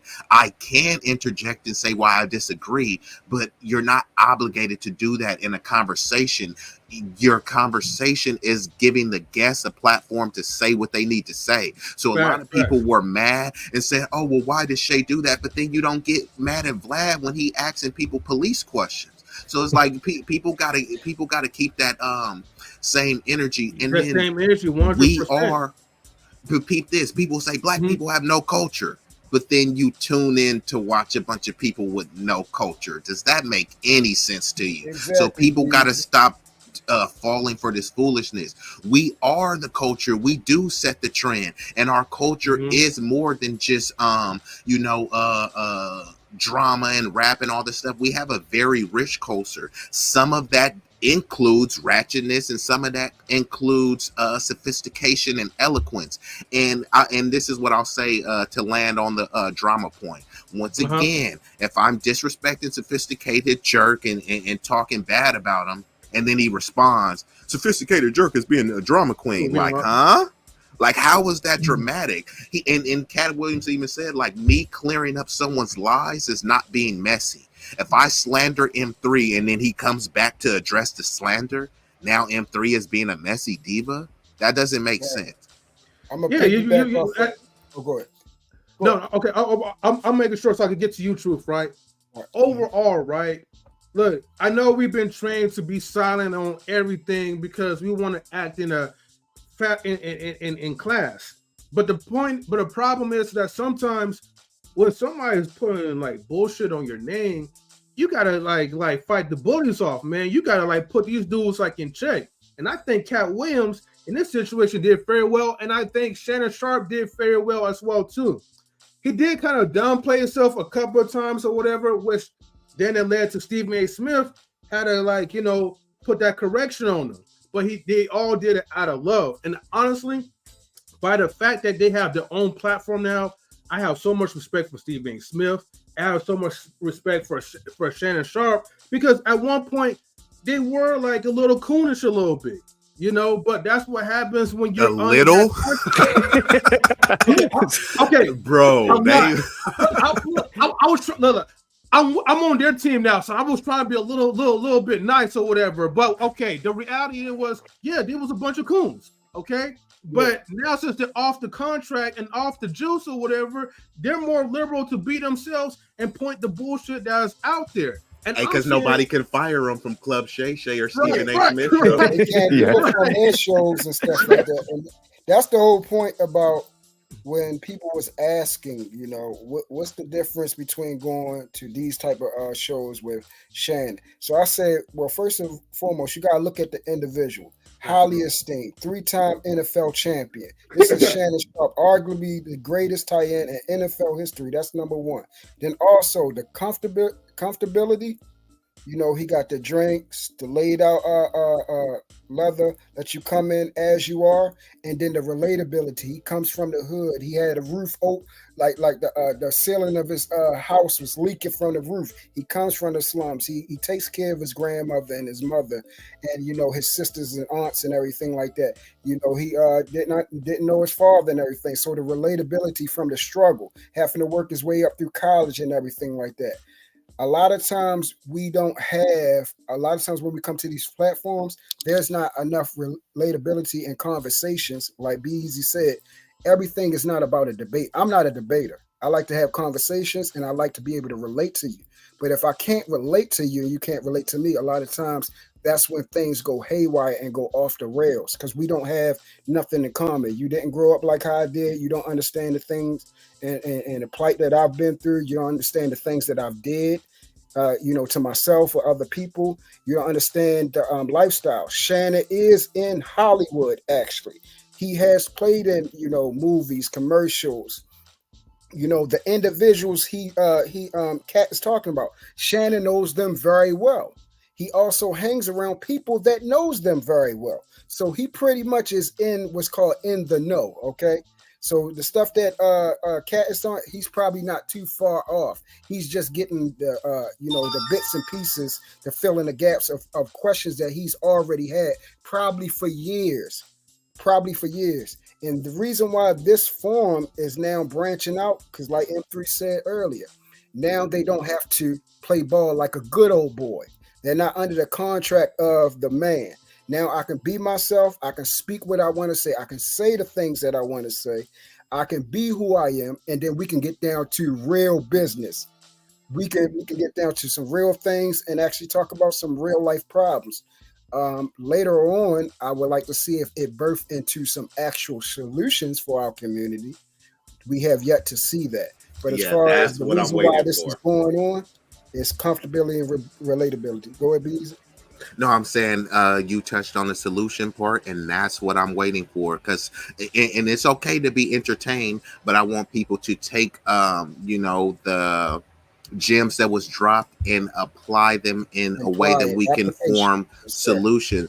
And what you were saying was profound because Jonathan Majors just recently did an interview, which was ironic, right? He got fired by Disney, which Disney owns ABC, and then he went to a company owned by Disney to try to do this apology tour. And look, I shout out to Jonathan Majors, but I am getting sick of this dude with this civil rights fetish where every girl he gets, he's talking about hold me down like Coretta Scott King. I'm like, bruh, you need to stop saying that. That is softest baby show. Seen that. Yeah, bruh. He keeps going around. He was on the text messages. He had the white girl, and he was saying, "I want you to hold me down like Coretta Scott King or like Michelle Obama." Then when he was on trial, he's with Megan Good, and he was like, "Yeah, I love her. It's still fresh, but she's like my Coretta Scott." I'm like, bro, do you know anybody? But what I was saying was he was on there. Yeah, he was on there crying on that ABC network, but in the comments, people was like, go to Club Shay Shay. Like, we want the black version of this interview, because that was my whole point. If Katt Williams was on CNN, this interview wouldn't, even on CNN. CNN has like 16 million followers. Club Shay Shay almost got 2 million added off of this interview, and it wouldn't have went as viral because, as Truth was alluding to, his environment allows for you to be in, like like Shannon said, bruh, I'm not an interviewer, I'm not a journalist, I'm a conversationalist. I provide the environment for you to open up, and that's why Katt Williams said, look, I only came here because this is a comfortable environment. He doesn't want to go to some environment where it feels like some corporate gatekeeping. So yeah, this should encourage all of us to not only create our own platforms, but support our own platform. If you're not streaming, go to someone who else is streaming, or try to organize a panel like this where, it's very astute minds coming together and representing our image, our culture, our identity in a positive way. Look, bro, I'm from the hood, so I like a little bit of ratchetness here and there. Some of that interview was a little bit ratchet, but it was also sophisticated as well. It wasn't just 100% ratchet. It was organized ratchetness, which I'm okay with that. And I'm definitely okay with that. No, y'all definitely got some good points, man. And y'all think sometimes, like, man, we're scared to build, and because like I like what B-Eazy was saying. I think, man, a lot of times people want to chase the numbers, but it's just like, man, go like you guys were outlining, like go to somebody's platform, and then when it blows up, man, now it's organic. Now, we could create our own, we could take our image back. So I think sometimes, man, we're so scared to like go and put that work in. People want to do the easy route, and that's when you start chasing that green, man, and they got that control over you. So I like what y'all saying, man. I'm just listening back right now. Some of these gems y'all dropping. Hey, Jerk, we are allergic to authenticity, and we want instant gratification. Yep. Microwave society. Everything is instant. Yeah. And I tell people too, I'm sure all you guys get some time in the gym. You don't get a 6-pack, like from just a week in the gym. It's really is a marathon. So that's why sometimes people will do like, man, there's no solutions. It's like, bro, you only been at this for a month or two. Like what? Like That's what I'm saying. Like, what results are you truly even expecting after 2 months? And you haven't been consistent those full 2 months, so it wasn't really 2 months. So I agree with you. Everybody wants instant gratification. Oh, I want a 1,000 subscribers overnight. I want 1 million views. So then you become inauthentic, chasing that stuff. Chasing for that. Mhm. Yep. Hold on, real quick, everybody, right? Man, I always be forgetting to give the shout outs to people from IG, man. Let me do a screen share if I can. So let me do this real quick. And there. Shout outs to the people, man, on IG, man, who's also watching Knowledge and Relationships under my Instagram account. We have Jay Chantel, who says Katt Williams is a very attractive man. Hey, that's your opinion, right? You know. She also says it's the guy from Houston. What did Katt Williams call out? That probably was like something from Willie D. Talking about. And then we've got Quantum Love in the building too, and a couple other homies that's like tuning in and watching. So shout out to everybody that's watching us on IG, Instagram. If you guys really want to, like, you know, get the real confo in, like, just come into like Knowledge Relationships on YouTube. And if you guys want to join the panel, hop over to Knowledge Relationships on YouTube as well. You know, hit the like button, subscribe. It doesn't hurt. It's free. And Evolution says, oh, let me go back real quick because Evolution did have a question. She was like, did anybody see Ricky Smiley like, cried? But my response was that because, you know, his son passed away, I think like a year ago. So I think that was a clip of him grieving over his son. But, you know, the media is always going to take bits and clips of a man's vulnerability and then make it seem like he was crying over some bitch made shit. So exactly I just want to kind of clear that up. Yeah, I don't respect that. Like, I get it. You know, sometimes, okay, it's a meme, it's funny, but when people were sharing that Tyrese crying and all this stuff, that's corny to me, bro. Yeah. Hold on, is Farm Brian wearing like a hoodie or something? What is that? Like a thug cap? Is it that ain't a bonnet Brian? That ain't. I'm like, don't let me find out. Nah, that looked like one of them cashmere do-rags. Right, catch me outside type of do-rags. But we're messing with Farm Brian. Much respect to you. Shout out to Mr. Brian, man. We love that guy. Yeah. Let's see. Oh, I also wanted to did you have some more comments? No, go ahead. I just want to bring up a point and then you guys could expound on it. Katt Williams had talked about too, where he was saying that, hey, I like to have a lot of females working around me too. That was a point that got overlooked too, because some people will think that, hey, I can't be around that many females unless I'm trying to smash, or is he on some simp stuff? It's like, nah, not really, because when you know that when people are looking for support, a lot of times women are going to support you harder because unfortunately men are like highly competitive. So they're trying to wait to see what you do. Oh man, instead of supporting Truth's podcast, I'm gonna try to wait till Truth blow up, and then I'm gonna be like, "Hey, Truth, what's up?" You know what I mean? But there are some women, that will just support you right out the gate. You know what I mean? So I do receive a lot of support from women. If it was donations, the women donate before the men, and I don't think it should be like that, right? You know what I mean? I think that men will look up and see a man. Oh, this man's speaking for me. But then you don't donate to them. And then like, oh, I don't got the money. Cool, where it's free to share. It's free to drop a comment. So you won't even do the free stuff. And then that's why you get, like the divestors, they'll have like a whole bunch of men haters dropping a bag on them. But then if me, Truth, Jerk, or anyone says some game, you'll acknowledge that it was some game, but you won't contribute. Like I said, if you don't have the money, on one hand, you talking like you a baller. All right, cool. Hit me off with 20. Oh, I don't got it. All right, cool. Well, share my stuff for free or comment for free, please. And this is why I always respect Sophisticated Jerk so much. When I was first streaming, this dude had like sent me a Cash App and I didn't get a notification and I just randomly went. I was like, oh, snap. What the? like that like meant like a lot to me, because I was like, damn, bro, like I didn't even know, bro was like, respecting my work like that. But he's shown it. There's something called lead with value, bro.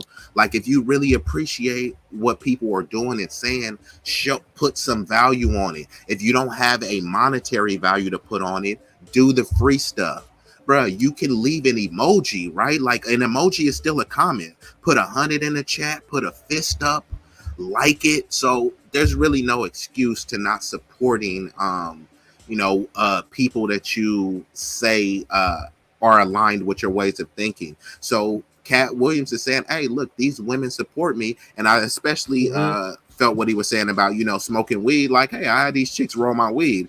I'd rather have like a pretty chick slobbing down my blunts than truth. Hey, no offense, bro. I gotta comment on this real quick though, right? Because I'm glad that you brought up the women part, man, because that was definitely essential, and I forgot about that too. One of the funniest things that Katt Williams says, and let me bring up Marcus in the building too. Hold on, Marcus, that's you?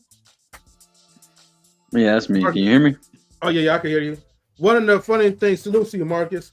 One of the funny things that he did mention, right? He was like, "Man, look, I'd rather smell like women's breath, right, than a dude's breath anytime, man. I ain't trying to smell no ass. I mean, I know I'm no offense, bro.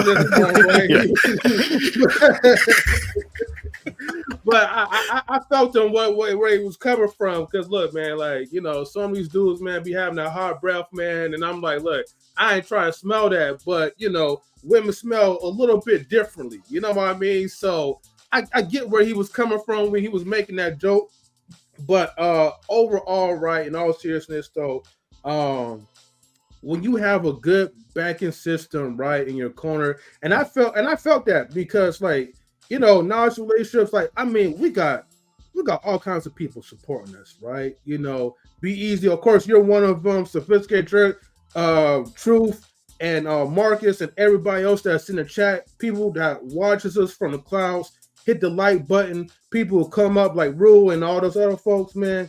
Like, we appreciate your support. But to be specific, like I say with the women part, right? Since we're talking about them,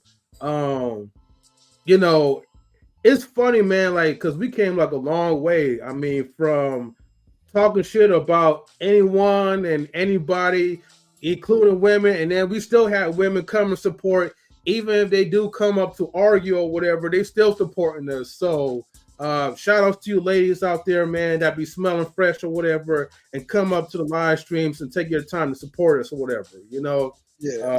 But let me dress something real quick. Yeah, man, it was funny. I was watching like B-Eazy one day, man, and I forgot, I was telling somebody, I was like, man, this dude is ill, man. I like the conversation you had with Big Riggs, and what irritates me, and even with this interview a little bit, not about Shannon Sharp and Katt Williams, but all the bandwagon shit that kind of went down, where everybody's like, talking about support and stuff, and not none of us, because we do that.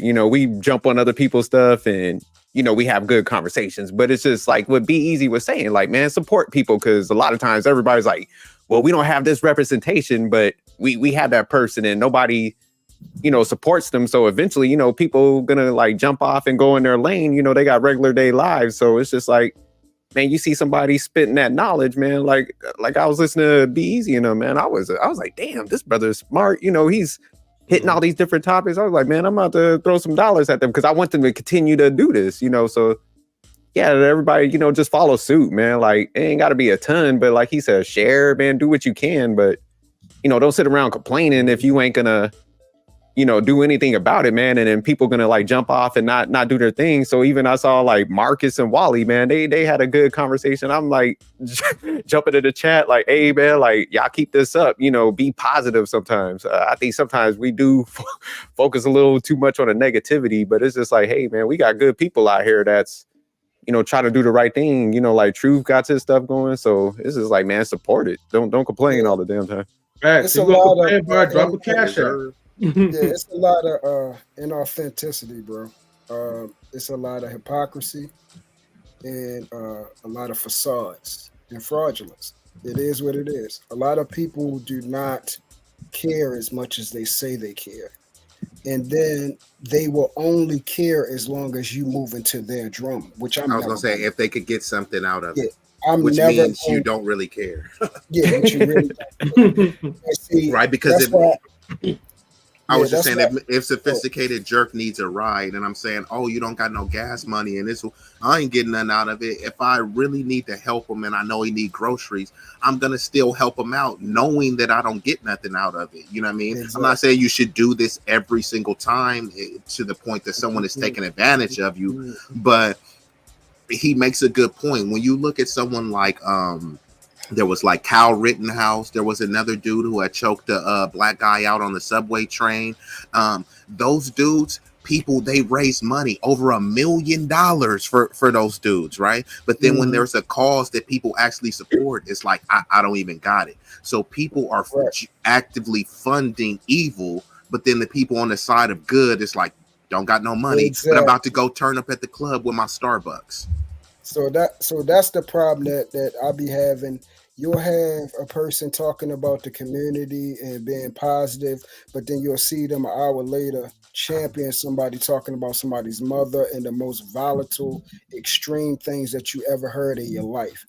That's why I really do not agree with anything that has to do with people talking about community or people talking about, oh yeah, I support you until I actually see it on a consistent basis. And then number one, I Me have to too. see that you respect and support your own mantra. I gotta see that you are a person that support your own brand. Because what I be saying, a lot of people will have their so-called standard and their rules and their bar line. They will break their bars and their rules and anything that they're supposed to stand on for other things, like we was talking about, for likes, for subscribers, for money. We'll see people start saying they'll say one thing and then they contradict themselves within the same a matter of seconds within the same sentence. So the thing when he was talking about with the women, yeah, most of the time women will support you if you're supporting with their plight and their movement. Soon as you come off of that, though, then you're going to see a lot of them start breaking away and fading away if it's not their way. The thing that we got to get to is what is the thing that you believe in as a whole? What is your core value? What is your default? Do you believe in family? If you believe in family, that takes a man and a woman. How do you believe that family is going to be constructive, and how do you believe in success for that family? All those things need to be addressed in totality, and then we need to also hold people to the standard that they create for themselves before they so-called start this accountability war where they want to point the finger at everybody else. But people don't understand accountability starts with self first. Address yourself before you start addressing everyone else around you. We got to start getting to authenticity. I was on another show telling people, telling the individuals on platform. I think it was Ali's show. Shout out to Ali. I was on Ali's show talking about leadership and also community, and then what should we do with the people that's not follow into form. They're not, basically playing ball. Then if we all agree on something, if they're not playing ball, you got to start getting rid of some certain individuals.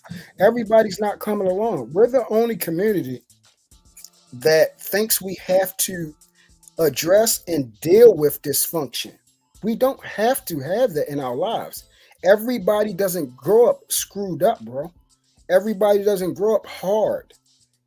I hear people say, "Oh, you can't go." You're Don't forget the always going to system, have truth. Don't forget the system. you're always going to have a relationship where it's arguing. Yeah, and oh yeah, it's got to be the system. And you're always going to have a relationship with argue. No, you don't. You don't have to argue. I know people that actually do not fuss. Do they have difference in opinion? And that's the actual word, difference in opinion, because they're different individuals in their own right. Yes. Do they argue and create turmoil and disrespect? No, they do not. There are people that actually live like that. There are people that has discipline over themselves, their mouth, the way they think, their members, their hands. There are people that live civilized. We can do that. But it's about, do you really want that, or are you just talking? This year, you're going to see me put that into play. Like I said, I've been reaching out to a lot of brothers.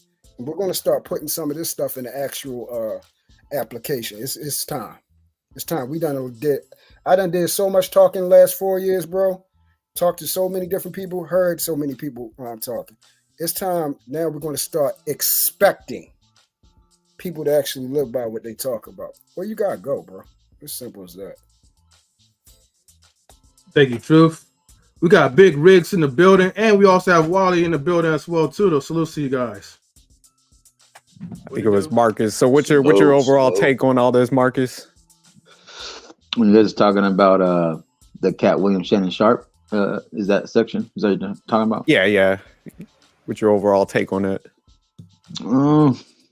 I mean, this is some of the stuff that Katt was saying is nothing new because I was talking with my girl earlier. I was like, people were coming at Shannon Sharp for having that interview, and then people were coming at Katt Williams for saying what he said. But I remember there was a time when the moment that he had supposedly allegedly fought the 16-year-old kid, or whatever, how old the kid was, they just used that clip to discredit him and say he was on drugs and stuff. But if you play back the rest of the whole video, I guess the kid was bullying Katt's son. And I guess Katt went to go confront the kid. And then they're trying to blame him when he was on drugs or allegedly was on drugs and trying to downplay him in a way, right? But the issues that he had with the people that he called out in the interview, some of them, like Gary Owen, Ice Cube, and a couple others, they agree with him on his takes for the most part. So there was like not a lot of pushback on a list of people that were saying, well, on what he said. So, and then I noticed that the comedy theft of jokes that he called out when he called out Cedric, that I guess that he didn't, Cedric and other people, probably his team, didn't like that. However, they pulled back the clips of like archive footage, and it turned out to be true. It turned out that Katt did do the so-called stand-up first, and then Cedric took that idea and ran with it. Same with Steve Harvey. So I mean, of course, people aren't gonna like when you speak the exposure, the truth. The truth hurts, and it's gonna hurt people's pockets and business. And other content creators are reacting to the interview, and it's like a rabbit hole effect. It's gonna affect a lot of people, and that's where Katt Williams is gonna stand out more on top, in my opinion. Same thing when they try to discredit Dave Chappelle. All the execs that try to downplay and attack Dave Chappelle, and Dave Chappelle still came out on top after. So, and then on top of that too, Shannon Sharp, I don't think people should come at Shannon Sharp for him doing his thing. Some of you guys are talking about how Shannon growing up, how he grew up in Georgia, he can relate to people. He has that relatability and that comfortability that he has. That's the reason why he has about, I think, 2 million subscribers on Club Shay Shay now, at least. And, him having his sponsors, him breaking out from his contract with Fox or FS1. Now he does his own contract agreement with Stephen A. Smith. And, he does his thing partially from time to time, like 3 days out of the week, I believe. So he kind of broke out from that. So that's why his contract was up originally. And now you have people coming at him, throwing apples just because he hosted somebody on his platform that just was exposing more dark truths of Hollywood. So that's going to happen. They don't want you talking about the negatives of them. But yeah, man, other than that, you guys are doing a great job. I'm just, coming back here to support. Appreciate you guys. And shout outs to the baseball coach and three. I just want to add this because I don't know if you guys talked about it. More people were offended by, once again, by what Katt Williams said in response, because it was a retort. They were more offended by what he said in response to all the other comedians that slighted him than what he said about Harvey Weinstein wanted to suck his penis, and not only that, there was the comedian Wanda Smith or something, that Wanda black Sykes? lady. Yeah, No, yeah, her name was. He said he liked Wanda Sykes, and shout out to Wanda Sykes. There was a comedian from Atlanta named Wanda Smith, and Katt had a viral interview where she was trying to clown him, and Katt Williams got the best of her. After that, she called her husband and son, and they pulled up. Yeah, they pulled up on Katt and was shooting at him. No one is talking about that. He laid it out. That's what he said. I almost lost my life in the confines of my workspace because they felt that Katt Williams went too hard. Even Shay Shay was like, do you think you should have went less harder at her because she's a woman? And he said, don't tell me that you're advocating for inequality, right? Like So basically what I'm saying is that no one can. He even said it. He was like, people went crazy when Will Smith slapped Chris, and I do agree with you, M3, that he only did it because Chris was like kind of scrawny and it couldn't fight back. However, where was the outrage when this is considered attempted murder? I disagree with that. About which part? About he only smacked him because he's small. No, I'm not saying that. I'm not saying that was the only reason, but I think that was a contributing factor because if The Rock was up there, would he really have smacked The Rock? Suge Knight? With Suge Knight? I think that woman has that much power over him that he would be stupid enough to do that. Oh wait, say that again, Truth? I see that. I can see that. Yeah, I don't disagree. I think that woman has that much power over him that he would be stupid enough to do that. But B-Eazy, like both y'all, I think both y'all are right because two things can be right. That's like one thing is Chris ain't the most, he ain't Terry Crews, all right. But also the fact that Jada, just to piggyback real quick and then go back to the main subject, but yeah, Jada does have that influence and power in a way where he just gave her that look, like that Kill Bill look. When like the eyes on that song comes out, Kill Bill, when they squint their eyes, then that Bing song, ding ding, that shit comes out, and the ninja swords and all that kind of stuff. Like, yeah, you know what to do. Like, you know what to do. Did that really bother y'all like that? No, but you know what it was. It didn't bother me. You know what it was. Truth is the fact. Well, what part? What are you talking about? Just the concept, not just the individuals, but the fact that Will smacked him. Did that really bother you like that? No, I thought it was a punk move. For the reasons. So I didn't like it, but like you said, I ain't losing no sleep over it. So let me ask you something, being a married man. Is there any statute of limitations that I can disrespect your wife? No, hell no. Okay. I believe so. I'm gonna let you get back at this, Marcus. I wouldn't dare disrespect your wife because I don't want no problems with no husband about their wife. I don't want those problems. I will never say, oh, because you're a 6 foot 230 teddy bear from all accounts, that if I disrespect your wife, which you are obligated to honor her in all ways, that is the woman that you are supposed to honor, that you won't take the next step and show me you actually about that life. I will never challenge a man on them type of levels.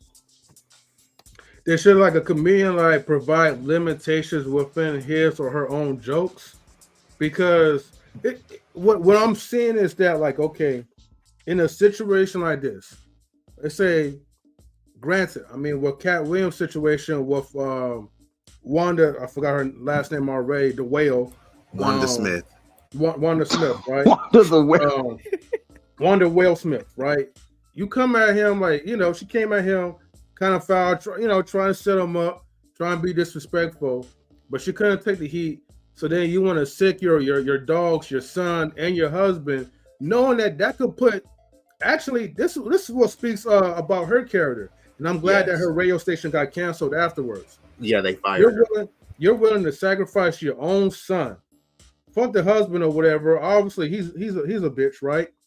But you're willing to sacrifice your own son's freedom or his life because Katt Williams, if he was a gangster, if he was someone that will be ready to pull up his strap or whatever, he would have more than his right to delete him, for pulling the gun out on him.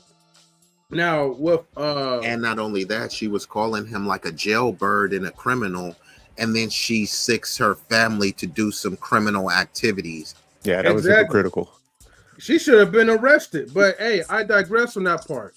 The other end is that okay, with Will Smith, okay, I get it, like, I mean, dude shouldn't really be disrespecting nobody's wives anyway, but as a comedian, your whole career is all about telling jokes anyway.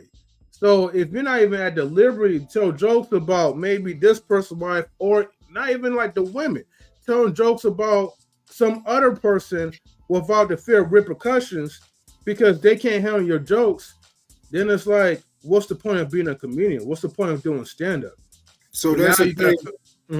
Yeah, there's a thing called situational awareness, and then there's also an unwritten rule amongst men that we know certain lines just not to cross. And on top of that,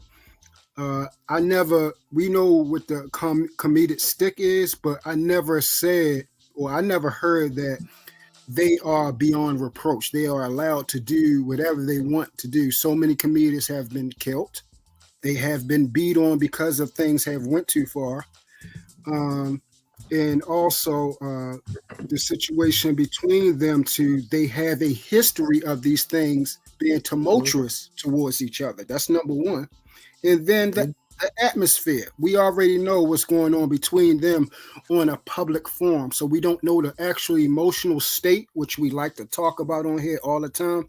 Mental health. We don't know Will's mental health at that moment. And this is what I talk about. We really don't care about each other, bro. This is why I don't want to hear it. I don't want to hear, oh, I care about mental health, and you're not conscious about anyone else but yourself. We are the most selfless people I have ever seen in this era, and it's not even close. It's not even close. Cat Millions. May I say something? Oh, go ahead. Yeah, go ahead. Ladies and gentlemen, boys and girls, thank you for tuning in to Knowledge and Relationships. You know what I mean? We present to you, you know what I'm saying? The greatest podcast in the world, Knowledge and Relationships. Yes, we I wish are I could play back. the sound. You know what I mean? We are here. You know it's been a long time for y'all. You know what I'm saying? Yes, sir. Be easy, go on and rock out, brother. Oh no, I just want to kind of piggyback and thanks for that introduction, but hold on.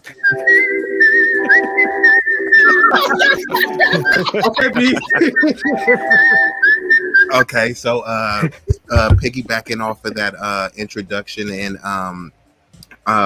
Truth talking about mental health, Katt Williams, which was another gem that people overlooked. He was talking about Kanye West, right? Or Ye West.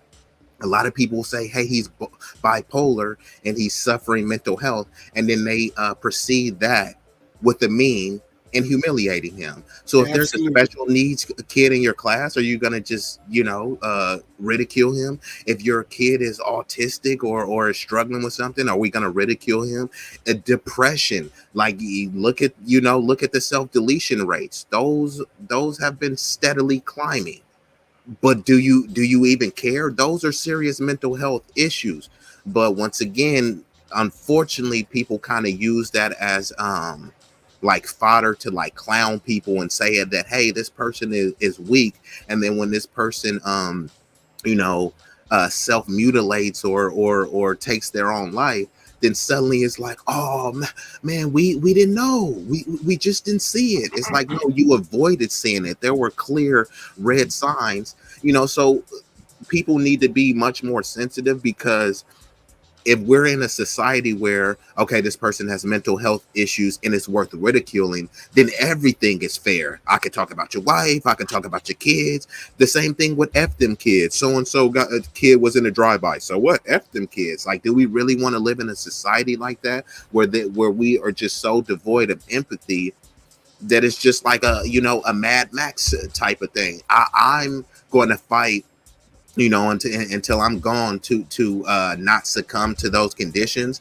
But that did get overlooked. He was saying, hey, look, if Ye or anyone else is suffering, mental health issues or disabilities, why are we clowning on these people?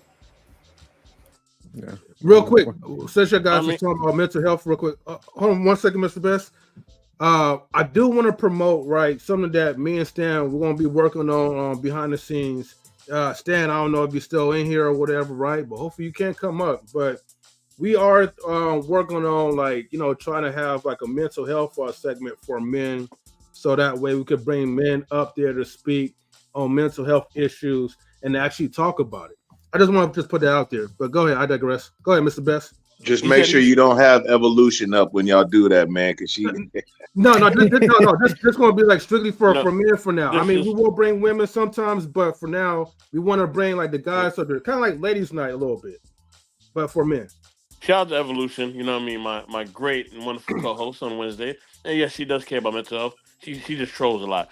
But anyway, Yeah, Evolution with that gangster. being said, you know what I'm saying? I'll say this. I think that I think the big thing is that we what our people, we have a lot of different things that we just do, man. That's kind of dysfunctional.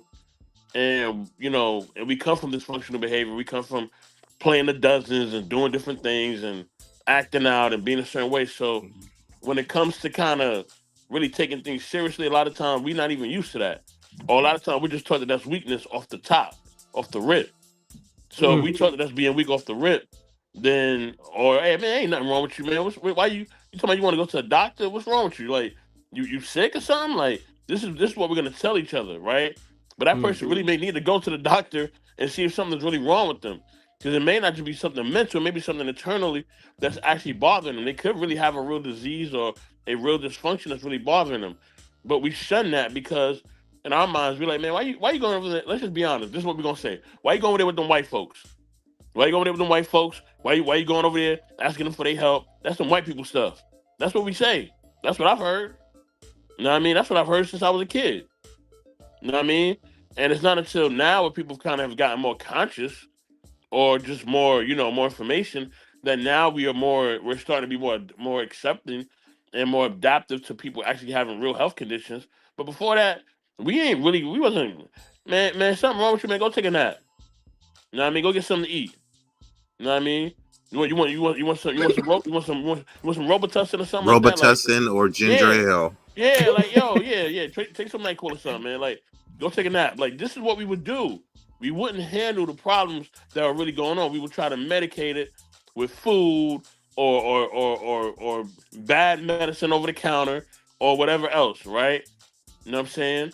And then if somebody really kept that behavior up, you know what I mean? We would call them weak, or we would call them a biatch or whatever. You know what I'm saying? It wouldn't matter if it was a man or a woman. You know what I mean? We wouldn't care. We would tell them go get a job, go get some money. Man, you got some money this week? Maybe let me give you some money. Maybe you'll feel better. Let me just give you some money. Here, take this little $10, $20. Let me give you some money. You know what I'm saying? And we would try to medicate these things instead of actually really find out the diagnosis of what these people really have, if they have anything at all, right? Because sometimes, yes, it is a crutch, but sometimes, yeah, people really do have problems. So, but we didn't even get to the point we even tried to even investigate, or even find out somebody got a problem. We just basically told them they was weak and that they need to grow up. You know what I mean? And they need to go get some money and handle their business. So that's just how we handle things. So now when it comes to the comedy field, right? Of course, you know what I mean? A lot of times, since we already have that behavior in our regular life, now when we're doing comedy, boom, we're not even trying to, you know what I'm saying, even hear each other out or even trying to give each other that grace, because now we just grew up in a behavior where we just constantly bagging on each other, constantly, coming at each other. You know what I'm saying? And we come at each other for the most dumbest things. You know what I mean? People don't like each other for the most dumbest things. I don't like this person because they don't do this. I mean, people don't even like me and shit. I ain't never show my face or give people my real name and they still don't like me. So who gives a fuck? Like at the end of the day, you know what I'm saying? Like people just ain't gonna like you if they don't like you, bro. That's just what it is, man. You know what I'm saying? And that's just how life is. You know what I mean? We just hate for no reason, bro. We hate on people they don't even think about us. They're not even thinking about you right now. And you hating on them. Like that's just how we move as a people. Is it sad? Yes. But like I said, we come up in the level of dysfunction, so it manifests ourselves into adulthood, and this is the result. and that's it. That's a good point. Let me. Malcolm X Yeah. says, "Who taught you to hate yourself?" You know, so there is some conditions that cultivated, and unfortunately, you know, many of us have succumbed to those conditions because that was a anti-black trope that is like, hey, whenever you do go to the doctor, like you're just faking it. So in psychologically, that has, and then specifically with men, you're taught to man up. So a lot of men are like, damn, like, do I really need to go to the doctor? So there is some validity to the fear side of it. If you look up medical apartheid, if you look at the black maternal rate, and then it has been documented that a lot of people say, hey, like it, you know, to slowly ethnic cleanse black people, you know, if you just deny them, you know, healthcare and the same quality of healthcare, then, you know, they'll get, you know, just basically deceased by themselves. And then you couple that with like the food deserts and the unhealthy food. All of this leads to, you know, like some of the self imposed hatred. There are other environmental and systemic factors, but you know, since many of us have been so traumatized and fearful and raised by fearful ancestors, like a lot of us have like psychologically kind of just been tapped out and drained. So we use maybe drugs, playing the dozens. All of these things are like a coping mechanism to escape the true pain that we're dealing with, which is unhealthy. But you know, a lot of people don't have the conversation in a serious way to progress. It's more in a way that's kind of antagonizing people, which leads to the same results and the same conditions. Definitely. I think I was gonna ask you guys a question because B-Eazy and Truth brought up a good point. So, do you think like they need to stop kind of crossing those lines as far as like, you know, coming at people's wives and stuff? Because like I do kind of agree with what Truth was saying, because this is like, yeah, if you cross some lines, you do put somebody in a defensive mode where it's almost like they got to kind of respond. And even, you know, I was looking at something. What is Katt Williams taking Kevin Hart's ex on tour or something with him? Yeah, Tory Hart. Yeah, so I think sometimes like what B-Eazy's kind of saying, we just, you know, we kind of grow up in that, and it's just like we think we gotta disrespect people to that point, you know, where they gotta like clap back at you and stuff. But hold on, but to be fair though, right? I mean, all right, but Kevin's ex, right, was loyal to him when he had nothing, and the things that she got was he was you know, he got caught with infidelity, you know. Multiple Once he got times. bigger, like all the Oh, light-skinned damn. women Okay. started chasing after him, and he got what he really wanted, you know. So the Negro pretty much like disrespected like his marriage, and he had no regards. And even though he's with someone that maybe he probably really want, like Anika, he cheated on her too. The only reason why he was like he came up there up front was because he was being extorted, and he wasn't going to be willing to pay no money to somebody like that. So, I And mean, she's a comedian also. But M3, let me I say this. agree Let with me you on that part. let me because say this though. Hold on, Truth. Let me say this real quick. Right? At the end of the day, that's still nobody's business though. You know what I mean? People gotta learn boundaries and not to cross certain lines. That's If a you fact. That's what I was if you had a woman or any of us had a woman and y'all had a bad dealing with them, I'm not dealing with that woman. Exactly. Because and that's at the why end of the day, that was y'all woman. You know what I'm saying? As a man, if I know y'all and I know whatever situation happened between you and that woman, because I don't know the whole inner workers. I just know what people have said.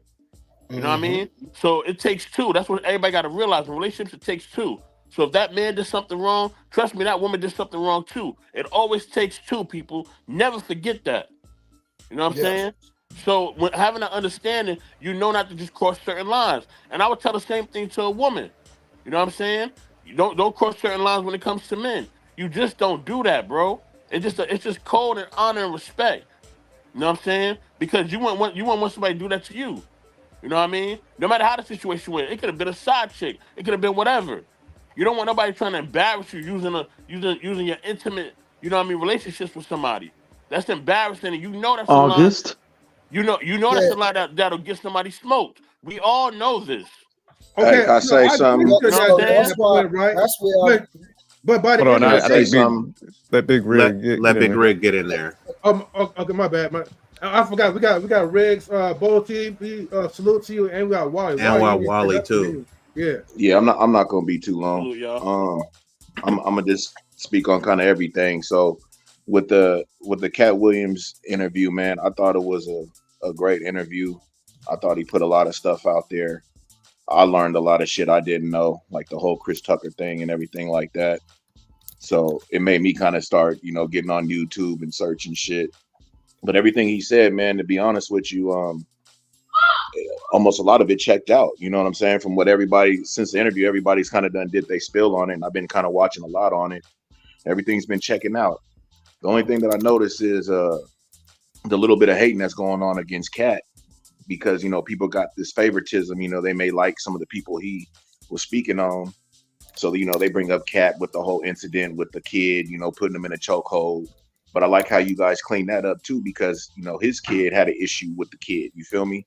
But what they show, what I'm saying, on TV, they put a whole different spin on it. You know what I'm saying? Exactly. And everything that they were saying about Katt, they put a spin on it. But Katt would go ahead and he would break it down, even with that whole Ali Siddiq thing. And hey, well, why would he pay me? Why would he? Well, shit, Katt's known for giving people cash all through the comic, sector. You know what I'm saying? And from what Katt said was, why would I have people armed, not letting the dude get in and then pay him at the same time?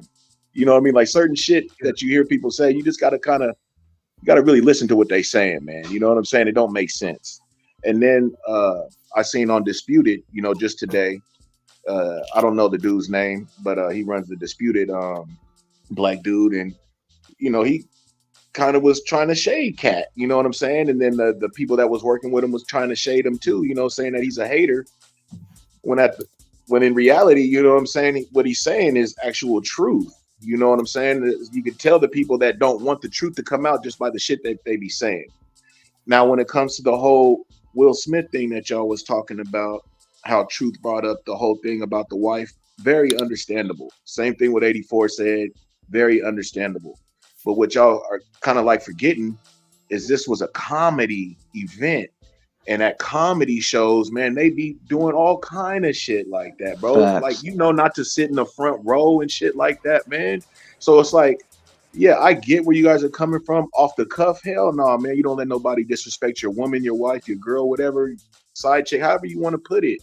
But now if you go to the comedy show, come on, man. All bets is off. You're going to their turf. And with him and Will Smith's wife, they done already kind of been, through their little tit for tats. You know what I'm saying? So that's the point. Glad you. But that's what I'm saying. So when you go to a comedy show, I mean, come on, man. You at the comedy show, And man. don't give them ammo. Red table talk. I was gonna say that, but yeah. That's a good point. But that's all. I'm done with it. You know what I mean? Okay, so we got Wally, we have Bowl TV, and then we're gonna go to Truth. So just let you guys know. Wally, I know you came up, you haven't spoken for a minute, so what's your take on it? On which one? Because y'all went around the table. Whatever, yeah, just like go around the table. Whatever you want to speak different on. Conversations. I don't even want to know. Whatever you want to speak on that we talked about. Cat Williams, Shannon Sharp, Jada, surviving Jada Smith, and the No one slap. cares about that part. That's old. But Exactly. But shoot. If I had to speak on anything at this point, so I know one thing about what Katt was mentioning. He was mentioning about the whole joke thing about like, as far as Cedric Alexander, using his joke and everything like that. I'm like, at this point, if y'all know good and well, most people will use your own joke and they will probably try to mask it as their own thing, just say it differently or one way or the other. Eventually, y'all just got to start realizing, make the joke and then protect it. It's just that simple at this point. Like, make your joke, protect it, so then when someone else does use it in some form or fashion, then eventually, you know what? You just You just tagged him for that. Like, hey, look, you know you used my joke. Like, pay it for that, bro. Isn't that what he did though? I don't think so, because based upon how the conversation went, I don't think so he did that though. Because my thing was, if it was true, because here was the other part, right? Because when Cedric, he had spoken on it, and he countered and said, look, bro, if you really had an issue with me, quote unquote, using your joke, then let's be honest, we saw each other multiple times. From his standpoint, we saw each other multiple times. We could have talked about it, and you never brought it up. So, on that sense, if it really was the case, and you know you met up with someone multiple times, then you really could have hashed that behind the scenes on your own time frame. So, I mean, pick and choose how the story is what it is, because of course they're speaking from their own side of the point. Good point, Wally. So, But we hold don't really on, know what it is. he stole the joke publicly, and you're saying talk to him privately about a joke he put out there publicly? No. I think what Wally's trying to say Let's is be that, honest like, here. go ahead. No, but I'm saying this. Okay, I don't know if he stole the joke, word for word, quote unquote. But I'm saying, if the word was stolen, if his joke was stolen, however it is, because let's be honest, most people will say, okay, well, he stole the joke. But my thing is, if no one didn't notice it was said it from a comedian before, right? Because of 9 out of 10, bias. he could have said what? He could have changed it, whatever. But someone know, like, the way that joke sound, like, it's yours. He only did it. He just added a little something to it that sort of looks like it changed it. I don't know for sure. I'm just saying, based upon how I'm hearing. Okay. And this is something that happened over 20 years ago. Like, and if you see this person multiple times, you could have been G-checked them a long time ago. That's really some pussy shit, to be honest with you. You could have been came up to this man. You could have been said, yo, look, yo, you stole my joke, homie. What's good? But he didn't do that. If what Wally's saying is true, go ahead, Wally. Well, yeah, but that's what I'm saying. But yeah, but that's why I was going to chime into that, right? The only one up that I will feel like Cedric would have, if he was feeling like that for years and they had that encounterment and they never really had that conversation, and then all of a sudden you bring it up now or whatever, right? Again, some things could be like a bad look, but for reference, right? I'll just put it like that because I gotta get to Bolo next. Come on, right, but real quick though, because I know Mark's doesn't make a comment, but my point is not if he had the right to say it or anything. My point is the simple fact that even if the situation was there, my point is they could have talked about it. I'm not saying if he had the right to say it or not an hour later when he had said it publicly versus when he said it publicly. I'm not negating that. Yeah, but if he did it publicly, then he can do how he chooses to handle it publicly, whether it's to him or on another place, regardless, because intellectual property, it could be his intellectual property. The same with Joe Rogan. When Joe Rogan did it to Carlos Mencia, Joe Rogan still talked about it after, even if he did handle Carlos Mencia there or not in his face, because Carlos Mencia did the same thing to Bobby Lee and other comedians. And that's where Carlos Mencia's career went down the hill after. And nobody cared about Carlos Mencia after. But the way that Katt chose to do it, that's how he chose to do it, and that's how he chose to handle it. But if I'm not negating how choice he's doing it though. If I'm seeing you consistently at events for damn near 20 years and you don't say anything, then that's some whole shit. There's no other way around it. That's a fact. Okay, I get that part, but what if dude literally let that shit go, but then because he brought that up publicly now and that shit will resurface, then he feel like he gotta defend himself. I'm not saying that Cedric was just brought up oh yeah, Katt says I stole jokes, but if you're insinuating on something now to the public that you had previously stole, I mean, like I said, Katt Williams has a right to kind of come up in his own time to defend himself if he feel like he have to. But then on the flip side, again, I can't disagree on what Mr. Best and Truth is saying, because if you had the opportunity to confront him head on, you should have done that. But I don't even know. Maybe Cedric is lying, because at this point, people are saying he's bold-faced lying, saying that he didn't steal Katt Williams' joke. And here's the footage I'm going to play real quick. Bolo, I'm going to get to you because I don't want to hold. Hey, let me say something just real quick, M3, before you get to that footage, real quick, because it's kind of what y'all talking about. Like, okay, I get it, right? But I take it as Katt kind of had the attitude of, you know what I'm saying, small shit to a giant. And he wasn't really going to speak really too much on the shit, but it was an interview he had. So he just went ahead and just put the shit out there. You know, he's being interviewed. Other than that, he probably would have never spoke on it. It was just the interview, so he spoke on it. That's just kind of how I took it. I feel where 84 of them is coming from. Like, hey man, you been around this cat whoopty whoop, you ain't said shit. But some people don't say shit. They just let motherfuckers live. You know what I'm saying? But now you give me an interview, I'm gonna go ahead and let you know what the real is. But go ahead though. That's all. Oh, hold on. What did I agree with? Hold on. You agreeing with Mr. Best? Oh, Mr. Best is going at Katt. No. No, the whole Cedric Go ahead, thing, when Mr. he was seeing him the whole time, he wasn't saying anything.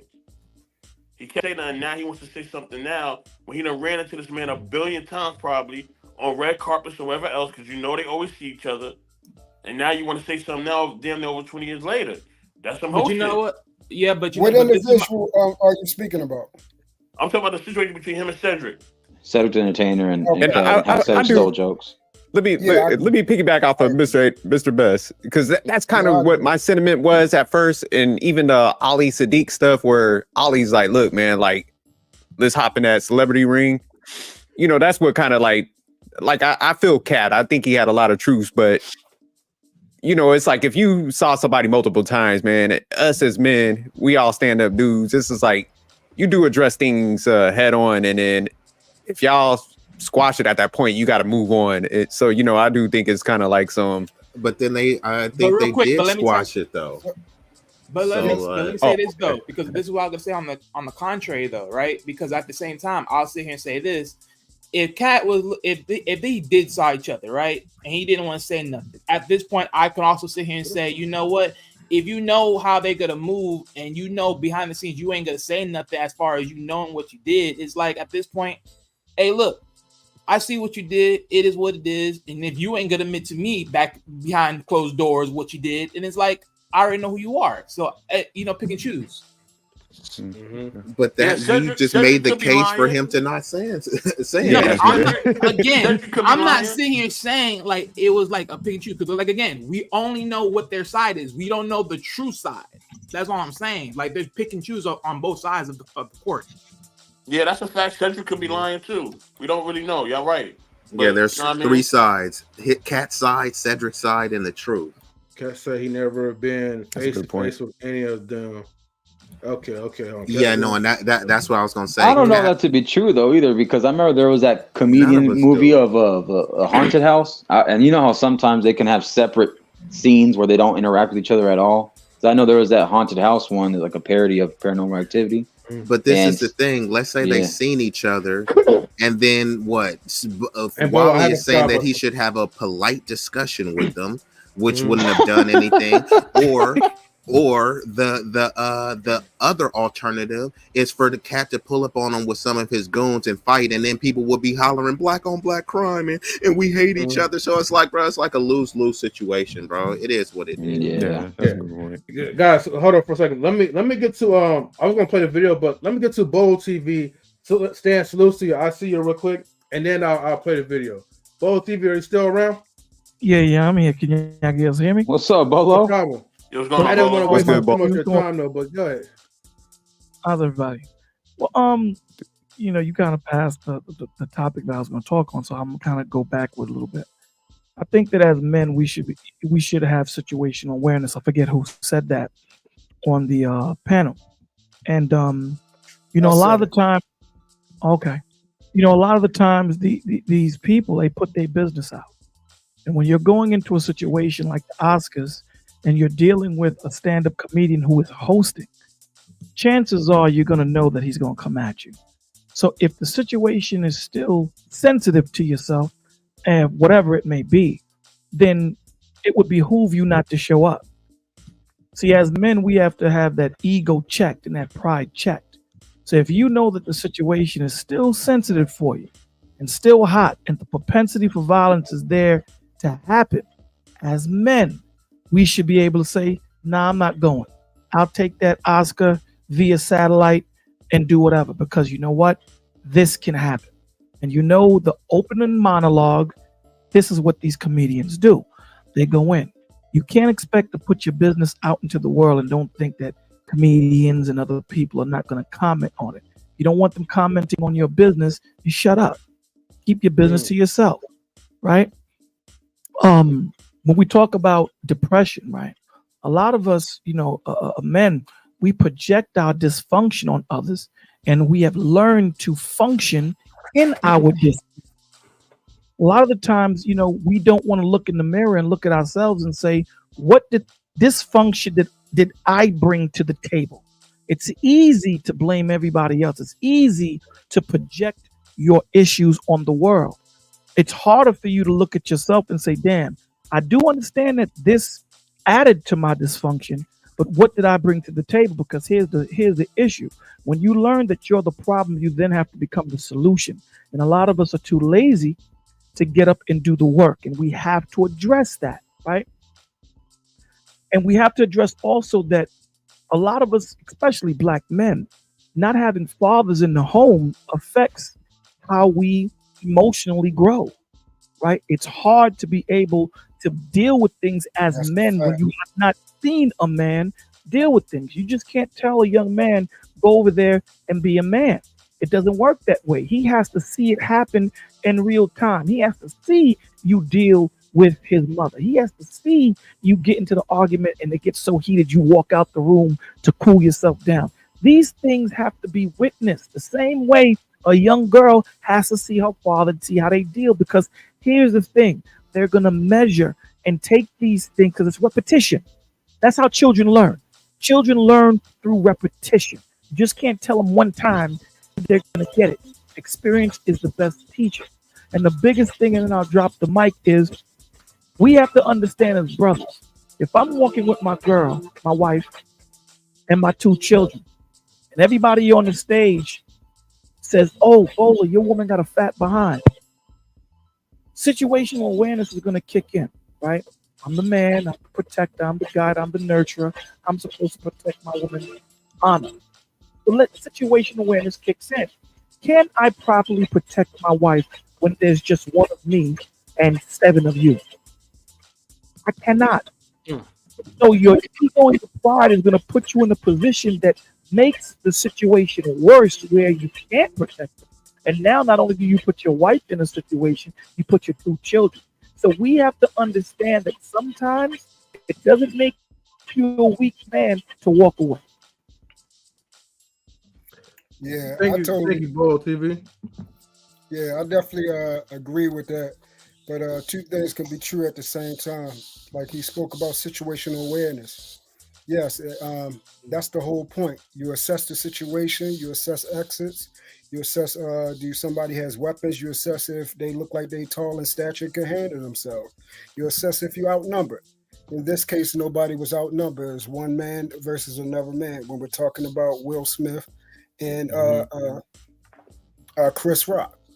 So again, every household was different. I'm going to finish. Every household was different. I grew up with a father. I grew up with my grandfather, and then when my father, passed away, I had another father that stepped in and took care of me, and that man still counsels me to this day.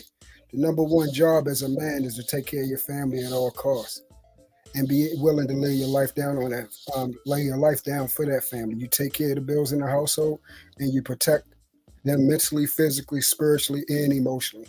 No one comes to the household and disrespect your mother, your grandmother, especially not to her face, where they're in front of each other, and especially a man that supposedly know each other. So I give this example. It was a man that used to cut out grass, and this is the first interaction. This is the first time I actually seen my grandfather actually physically get involved with someone. He came to cut out grass. And in the midst of cutting the grass, he was a guy that drank. My grandmother had paid him twice the week before, one for the first time he cut the grass, and one for the week. He did not remember. He came and he was drunk. He was inebriated. He chose to address my grandmother in a manner that was not, let's say, it was words. My grandmother, she did not argue with the man. She went to get my grandfather. My grandfather came out there and asked her, do you remember her paying you last week? He said, no. Such and such, such and such. I ain't going to share the words. After that, he chose to disrespect my grandmother in front of him. My grandfather did the same thing, slapped the crap out of him. This is the way they used to handle. That's an old thing back in the day where the men used to actually smack the sense into you, like, do you know where you at? You know, and that's the first time that I seen. And then he came to me after the guy, you know, he left. He came to me, he said, don't you ever allow anyone to disrespect your mother or your grandmother. That is your job as a man, to take care of your household. With situational awareness, yes. Can I beat everybody in the world? Can I beat 15 people? No. That day I will cop a deuce. Will I see that the one individual that addressed my wife and by themselves? He better hope that I don't when he's not having an entourage. That's why at the end of the day, and this is my point, and this was what 84 point in the beginning, we have to learn what is called common decency and respect towards everyone. We have to stop getting out of this mode that it's okay because you're a comedian to disrespect someone, especially when we supposedly, and this is why I said at the end of the day, we do not care about each other. You do not think about each other. It's the dollar. It's my job over your livelihood, whether you upset, whether your mental state is shut down, whether you hurting as a brother because of what your wife did out there and put you on blast. When I just got finished watching you on Red Table Talk, your eyes was bloodshot red, you was upset, and I could see you holding on to yourself. But yet I'm gonna take this time, and we've had previous run-ins. I had previous run-ins with you and your wife before. I'm gonna take this time to stick it to you because I believe you're not gonna do what I think you do in front of everybody. A lot of people will try you in front of people because they don't think you're actually going to do certain things. It just so happens that 6'4" teddy bear that we're used to, that loving, joking, he wasn't playing that day. That's what happens. And I'm a brother that I don't have a problem because men have warred and fight through the ages. This is a part of life, and it happens. And respect is number one, the number one need of a man. All right, so my pushback on that's going to be this. I get what you're saying. I hear you, right? Here's the problem. Situation awareness. Does your action match what you lost? Does it match? As much as you lost, the work that you lost, the money that you lost, and your wife is still doing what she's doing. At the end of the day, if you don't want your business to be spoke about, don't talk about it. That's what it boils down to. Tell your wife don't talk about your business on TV. It starts with you in the home. At the end of the day, you're the protector, like you just said. Shut your wife up. That's what your job is to do. Shut your wife up. Don't blame me for taking your business and making a joke out of it. I didn't know your business until you told me your business. So if you don't want me to know your business, shut up. If you don't want the world to make jokes of your business, shut up. At the end of the day, first of all, understand this world. This world is wicked as hell. There is no honor among thieves. This is what we do, right? And I'm speaking in the world. This is what they do. They look for opportunists. They're very opportunist and egotistical people at the end of the day. So when you say that respect is the thing that you have to do and such and all this, scriptures don't say that. Scriptures don't say die on the sword. Scriptures tell you that you have to sit down. Sometimes you may need to walk away, even if you could choke the person. Sometimes you may just need to walk away. Why? Because what you're about to lose, it's not worth it. It's not worth it at all. So as men, the first thing that we rush to is being emotional. And three, I'm next. I'm next in three. A lot of us were raised by, right? A lot of us were raised by women. So we take on those women tendencies, right? We don't think, it's hard to articulate ourselves. And these are the things that women are bitching about. They're creating the men that they're bitching about by keeping the fathers away from their children. Right? So we have to understand everything is not what if he says something about my wife, I'm gonna choke him out. Because this is what it is. Your grandfather's situation, it called for that. Disrespected to our face. They weren't comedians. They weren't in that environment where it was a comedic thing. You disrespected your grandmother to your grandfather's face. I can understand that. So to try and fit a square peg into a circle is what we do as black people. We always try to take something that is not what the situation is and try to retrofit it to what the situation is. And we have to keep them in partner so we can deal with these situations in the fashion that they need to be dealt with. Go ahead, 84. All right. Let Best me next and then Wally. Yeah, let me address a few things. Number one, you know what I'm saying? Let me just address the things in the chat. Look, you know what I'm saying? When it comes to this chat that we have of in non-relationship or intellectual soapbox, I'm not giving them more warnings. I'm just straight blocking you. That disrespect shit ain't flying no more. I'm just gonna straight block you. That's it. Now let me carry on to what I'm about to say. With that being said, you know, and look, Bolo, I understand what you're saying, but see, this is the hypocrisy in what you're saying. Not you per se, right? Because I don't think that you're being hypocritical. But I'm just pointing out the hypocrisy in what you're saying. Because in that same interview, Katt Williams got mad because people were saying, whether it was jokes or whatever else, that he was using drugs. He got mad about that. And he said, oh, you don't see that my kids watch this or whatever else, right? So if it's all fair game, it's all fair game. We all know that publicly and privately, there are things that we don't want people saying about us. So let's stop the bullshit. Whether we share things publicly or privately, we all have something that we don't want people to know about us. All of us do. Every single last human being on this earth has it. And we all know that certain things, that if somebody say something to us, we're going to find it disrespectful and it's going to trigger us. Whether we have social awareness or not.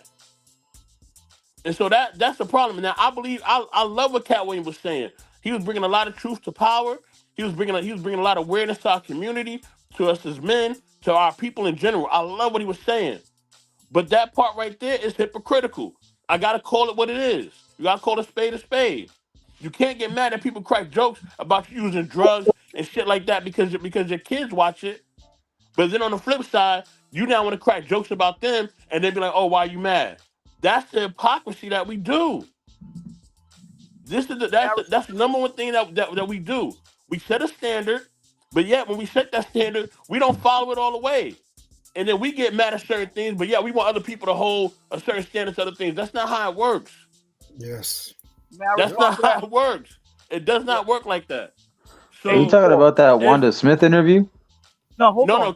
Katt Williams got mad because people were cracking jokes about him being on drugs. We know this has been happening for years.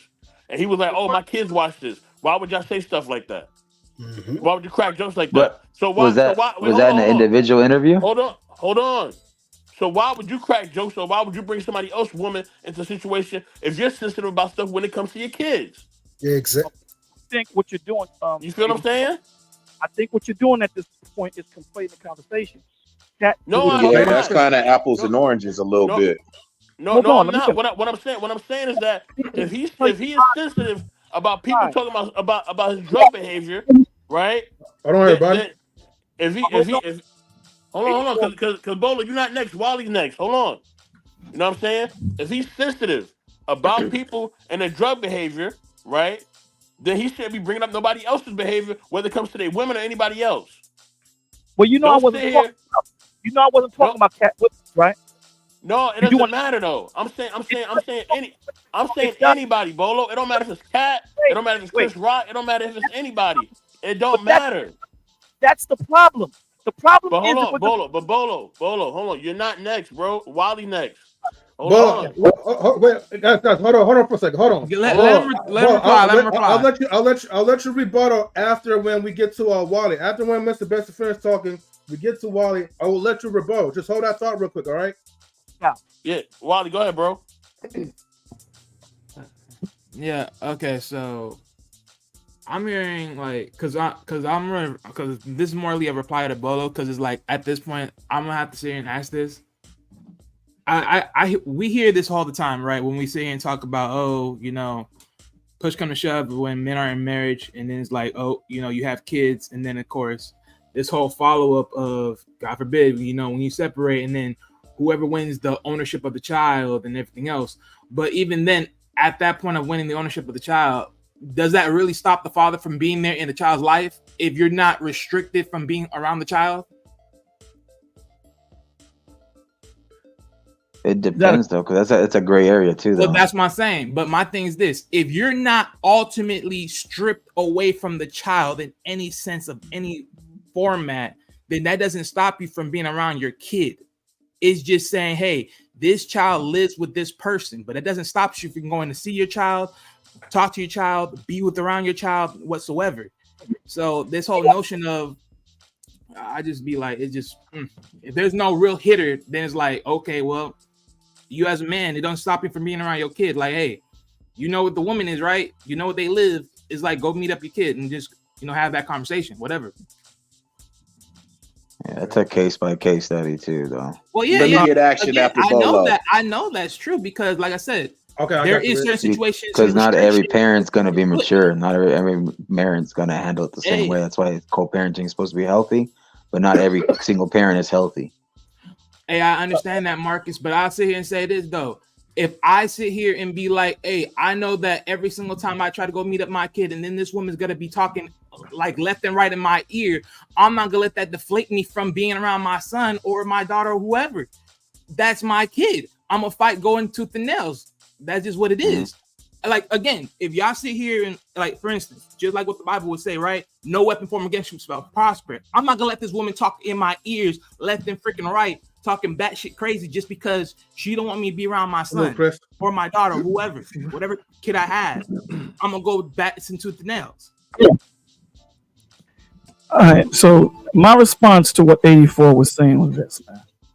First of all, we were talking about Chris Rock. We weren't talking about Katt Williams. Secondly, if you look at the interview that he had with Shannon Sharp, it wasn't really an interview. Katt Williams had a lot on his chest, and he came there with a plethora of things that he needed to say, and he got them off his chest. He had a whole list of things that was being said about him, and he got it off his chest. Did he sound angry when he said that part that 84 was referring to about him being on drugs? No. He put a correction out there. He said, well, listen, if people are saying that I use drugs, where are the people that I use drugs with? Where are the drug addicts? Where are the drug dealers? He wasn't angry about it. I'm putting a correction on it. Now, if there's a retort to that, where a drug dealer come out and say, I was referring to what Truth said pertaining to Chris Rock and Will Smith. And this is the problem that we have when we have conversations. We try to blend in two different situations and try to make them the same when they're not. They're not. They're totally two different situations. Where a man is coming on, I'm going to get some things straight, where another man made a statement where you're in an environment where this is what we do. If I know that I'm short-tempered and I know that I don't want you talking about my wife, first off, I'm not going to show up. Because I know my wife has alopecia, so she's an easy target. And I already know I might have to choke somebody. So let me not show. That's what men do. Situational awareness. Men don't put themselves in situations, and then when that situation happens, they want to blame that person when you could have avoided the situation altogether. That's what men do. If I know I got an issue with somebody, I'm not going to go to that party because chances are, if I bump into that person, we may lock horns. That's what men do. And that's scripture. All right, it's my turn. It's my turn. Wait. my turn. I don't, guys, I got it. Because it is Riggs is next. Stan is after Riggs, and then Kareem. Let me rebuttal after Riggs though. Let me rebuttal after Riggs real quick. Yeah, no problem. You guys okay? Cool. All right, go ahead. Yeah, Riggs. this is a good stream, man. I like that, and I like what Bolo's saying, man. Me and B-Eazy, we be having talks all the time, and I always tell B, man, like when I say things, I come at it from like a father's approach because I'm raising a son, you know what I mean? So what Bolo be saying, it really be hitting me because there do be situations to where you may have to take a L or something because you do have people watching you and you want them to fucking make the right choices, man. You can't take on every freaking battle. But when it comes to the what was I gonna get at? The whole thing with the Katt thing, how 84 was talking about people could say things and bring things up and people get upset. I saw the interview 84 and Katt did not like Bolo said, Katt had no issue with that. The only issue Katt had was the lies, bro. Katt wasn't putting out no lies, you know what I mean? Because everything lightweight checked out that he said, because other people been, investigating all this shit. But what he was saying is they was lying, saying he does drugs. Katt told you, he says, man, I smoke cigarettes and smoke some trees, man. He said, I done had conversations when I was homeless with people that did drugs, and they stories made me never want to touch drugs. So he's if it ain't marijuana or something like that, I don't fuck with it. So that's the only situation he had. Like, he wasn't tripping on, like I said, like the whole thing that I'm catching from Katt, just catching his vibe, is he's one of them cats that's like, it's small shit to a fucking giant, man. If it ain't fucking, you know what I'm saying, making me bleed or killing me or whatnot, I really don't give a shit. But now if you ask me the question, I'm gonna go ahead and give you the answer. You know what I'm saying? So I seen everything what Bolo was saying when it came to that whole situation about he's on drugs and all that and whoopty whoop. And he said that. He said, hey man, show the people that I'm doing drugs with. Show the person, bring up the person that sold me the drugs. Have footage of me fucking, you know what I mean? All the whole everything. And he was right. So I gotta agree with that. You know what I'm saying? I don't think Katt was really on no shit about, you know what I'm saying, you putting things out there. He don't really be tripping on that shit, but he gonna tell you the truth. If you ask him, he gonna tell you the truth. That's all I have to say.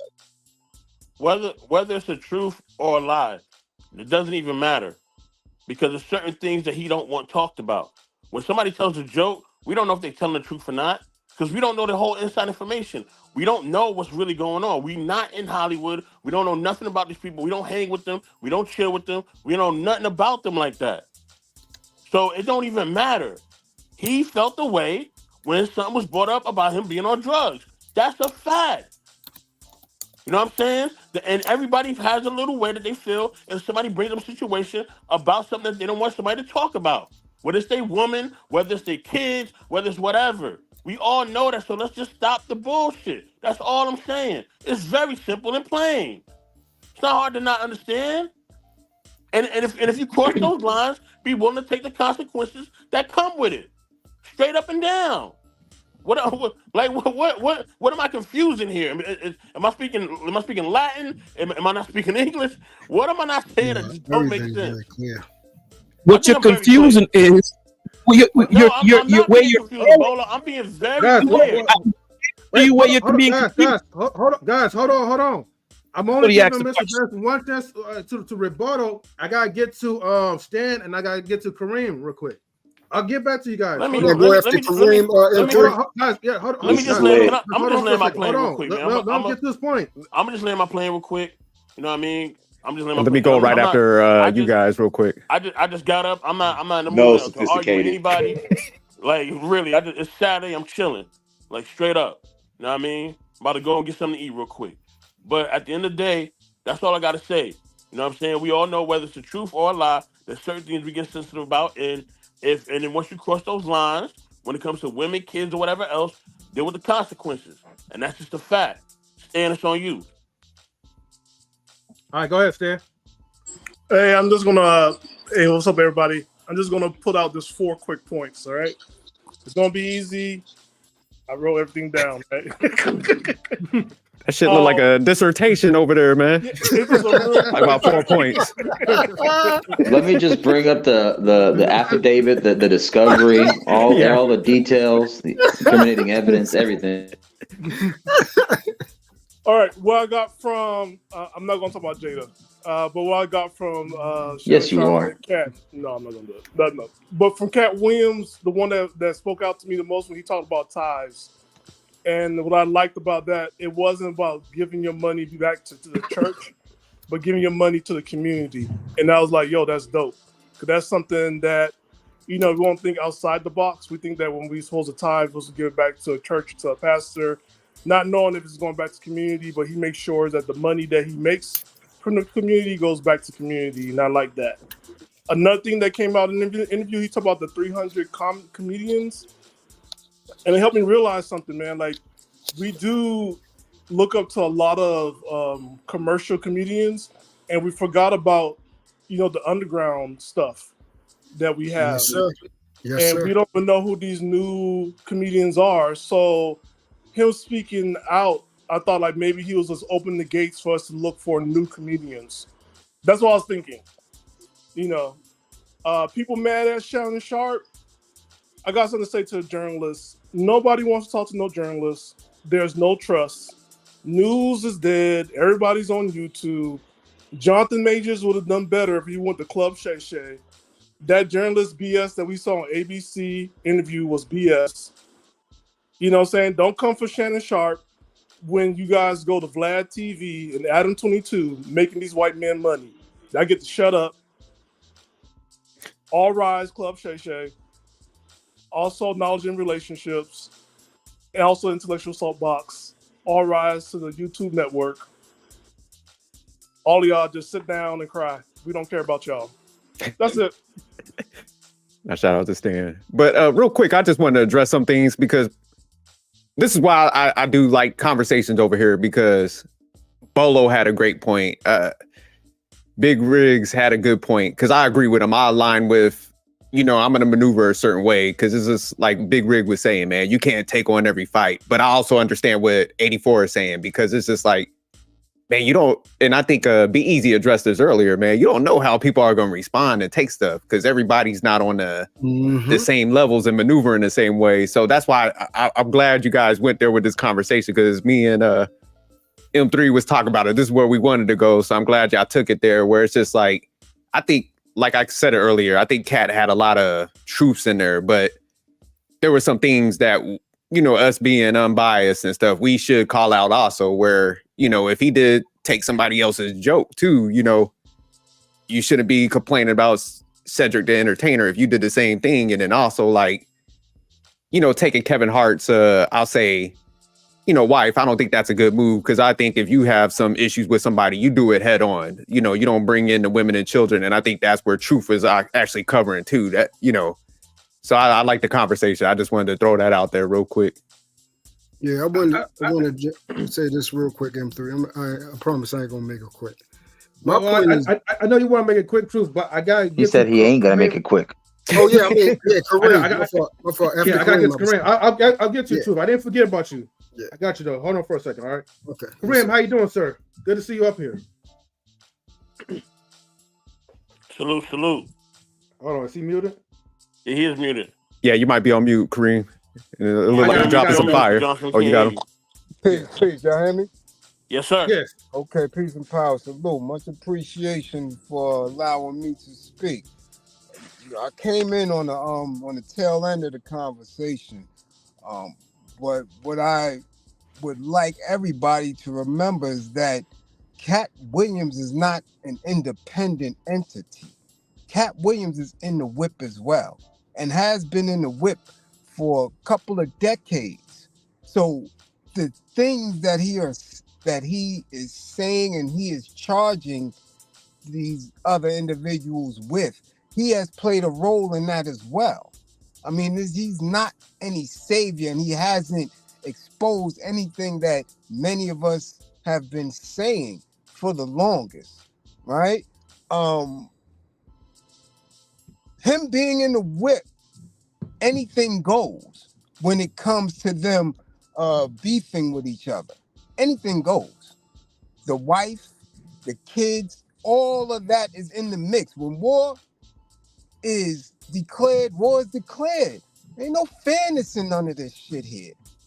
And when we're looking at that and we're trying to get some clarity on it, especially in terms of what we are saying is manhood, these are not men. Trust and believe none of us on this panel would subject ourselves to the feminization that these individuals go through, especially when it comes to salaries, equity, and kind of battling each other for placement in this content that we see, whether it's movies, television, these tours that they have. These individuals act like real Karens when it comes to that. So for us to place our values and morals and our standards and measure these individuals by that same way, it does a disservice to us. We gotta understand that none of us would subject ourselves to that shit that they go through just to get our attention, just to be in front of us. It is a weakness in these individuals that none of us would go through because we're here. We're sitting here. Trust and believe any one of us on any amount of talent level could be in that whip if we subject ourselves and do the things that these guys are doing to be there. So when we're having these dialogues and these discussions, we got to make sure we remind ourselves of that, man. These individuals go through the exact same thing. Katt went through the exact same thing that Steve went through. The exact same thing that Cedric went through. Kevin as well.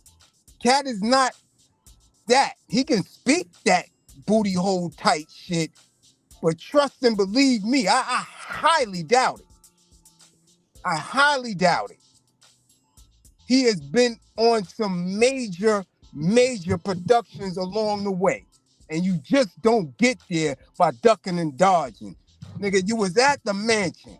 You said you peeked in a room.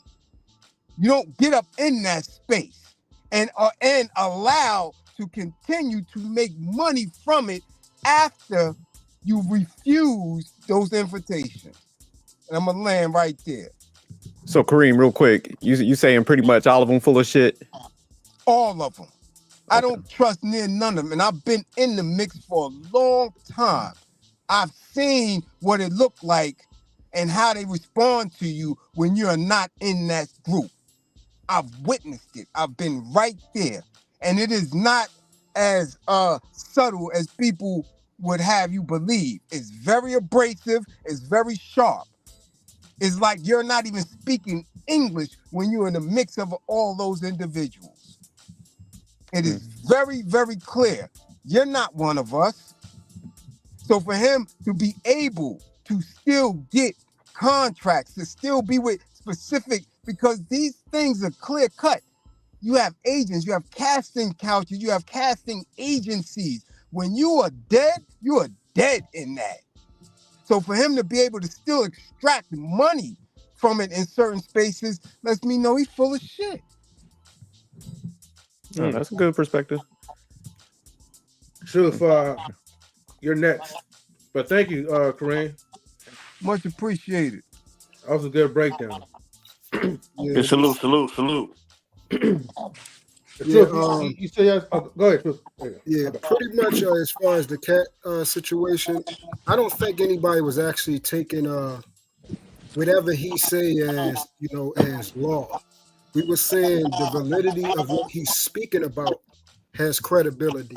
And the individuals that he's talking about currently, they have backed his voice previously on other topics pertaining to Hollywood and gatekeepers and all these type of situations. It just so happens now he's coming out to speak about these very individuals.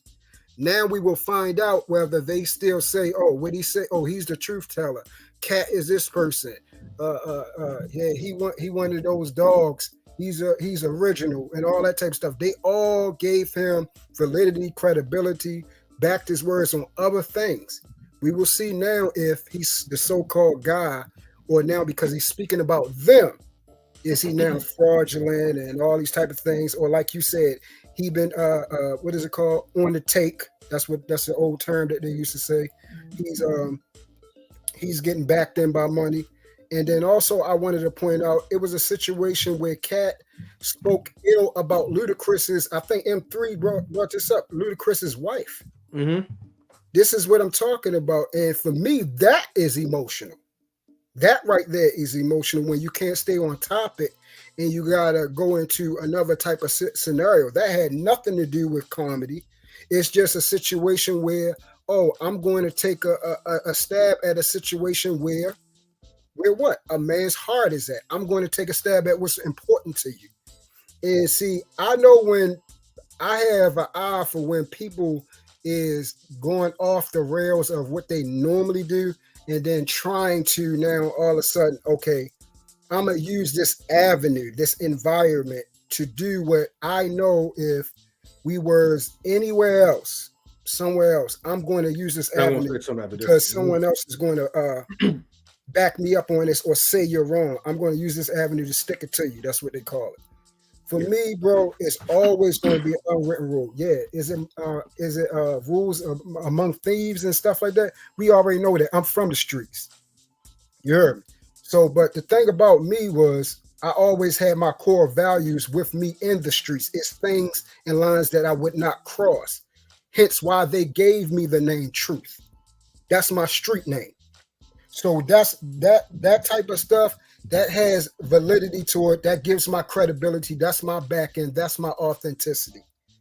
Okay, I'm not going at another man's wife, even if you talk about mine. You talk about my mother. I'm not going to disrespect that woman. I'm not going to disrespect that man's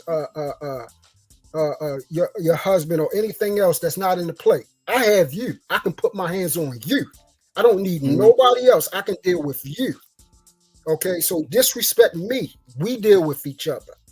Don't take cracks nowhere else. Then right here, you can talk about my manhood. You can talk about anything. He could have made a joke about the man's manhood. Anything like, yo, you ain't a man in your house. Something like that. Talk about me. You're gonna go directly at my wife? No, I'm not feeling that. And for me as a man, regardless of what my wife do, because like you said, which I would agree, you chose that 304. And she's out of order under your tutelage. I 100% agree with that. But one thing that you're missing, that do not absolve me of my responsibility, because regardless, that's my wife. I'm already in it, G, and I still have to take care of her. And you're not going to disrespect my wife. That's my job to do. I put her in place. I tell her when she's wrong. That's not your job. And just like you said, oh, he lost a lot of money or whatever. I take that because my respect, my name, who I am as a man is worth more than money. And you got, like you said, situational awareness. Learn that you're not always protected, bro. Any day is your day that you're going to get smacked. And this is what, and the best thing I tell people, how about we just get away from disrespecting each other altogether? How about that? Nobody don't want to do that for some reason. I don't understand why people don't want to just say, yo, I'm just not going to disrespect you. Yo, bro, you got a problem with what I just said? I apologize. Let's keep going. No, people want to double down, and then when somebody gets struck, now it's like, whoa, why you hit me? Bro, you just doubled down. I asked you, can you not talk to me that way? What you want me to do? You don't want me to be like that. Is masculine, which is dominance, which is masculine and is aggressive. No, you want me to be passive, which is feminine. That's feminine. So we got to stop. Only on here have I ever heard confrontational, aggression, dominance. Everything that makes a man is now feminine on here. Everything for ages and eons what makes a man. Warriors, everything that we respectable. All the people in the Bible, David, all of them were feminine? Nah, I think not, G. Yeah. Let me say this real quick. Hold on. I'm next, and I'm gonna let you go, Boa, right? But let me say this real quick, all right? Truth, man, like, you know, on the personal tip or whatever, right? When somebody's coming at you personally, and especially like the people that you love, I agree with what you said 100%. You know what I mean? And let me make this clear, okay, everybody? Yes, it's a difference, like, you know, when someone's blatantly disrespecting your spouse, especially in front of you, and God damn it, I don't give a fuck what y'all say. Anybody that disrespected my people around me, directly to me, you gotta expect for me to wow out like that. I don't care if I'm at a place where, like, I'm at a fixed location, a space of duty, in front of my own house or whatever, or at a fucking grocery store. Like, as a man, you're not gonna let nobody disrespect your wife. You're not even gonna let nobody damn near disrespect your children. And if anybody in this panel says that you will be okay or you'll be silent, I'm gonna tell you right now, you guys are bullshitting. You know, because for me, God damn it, I'm gonna pull out something.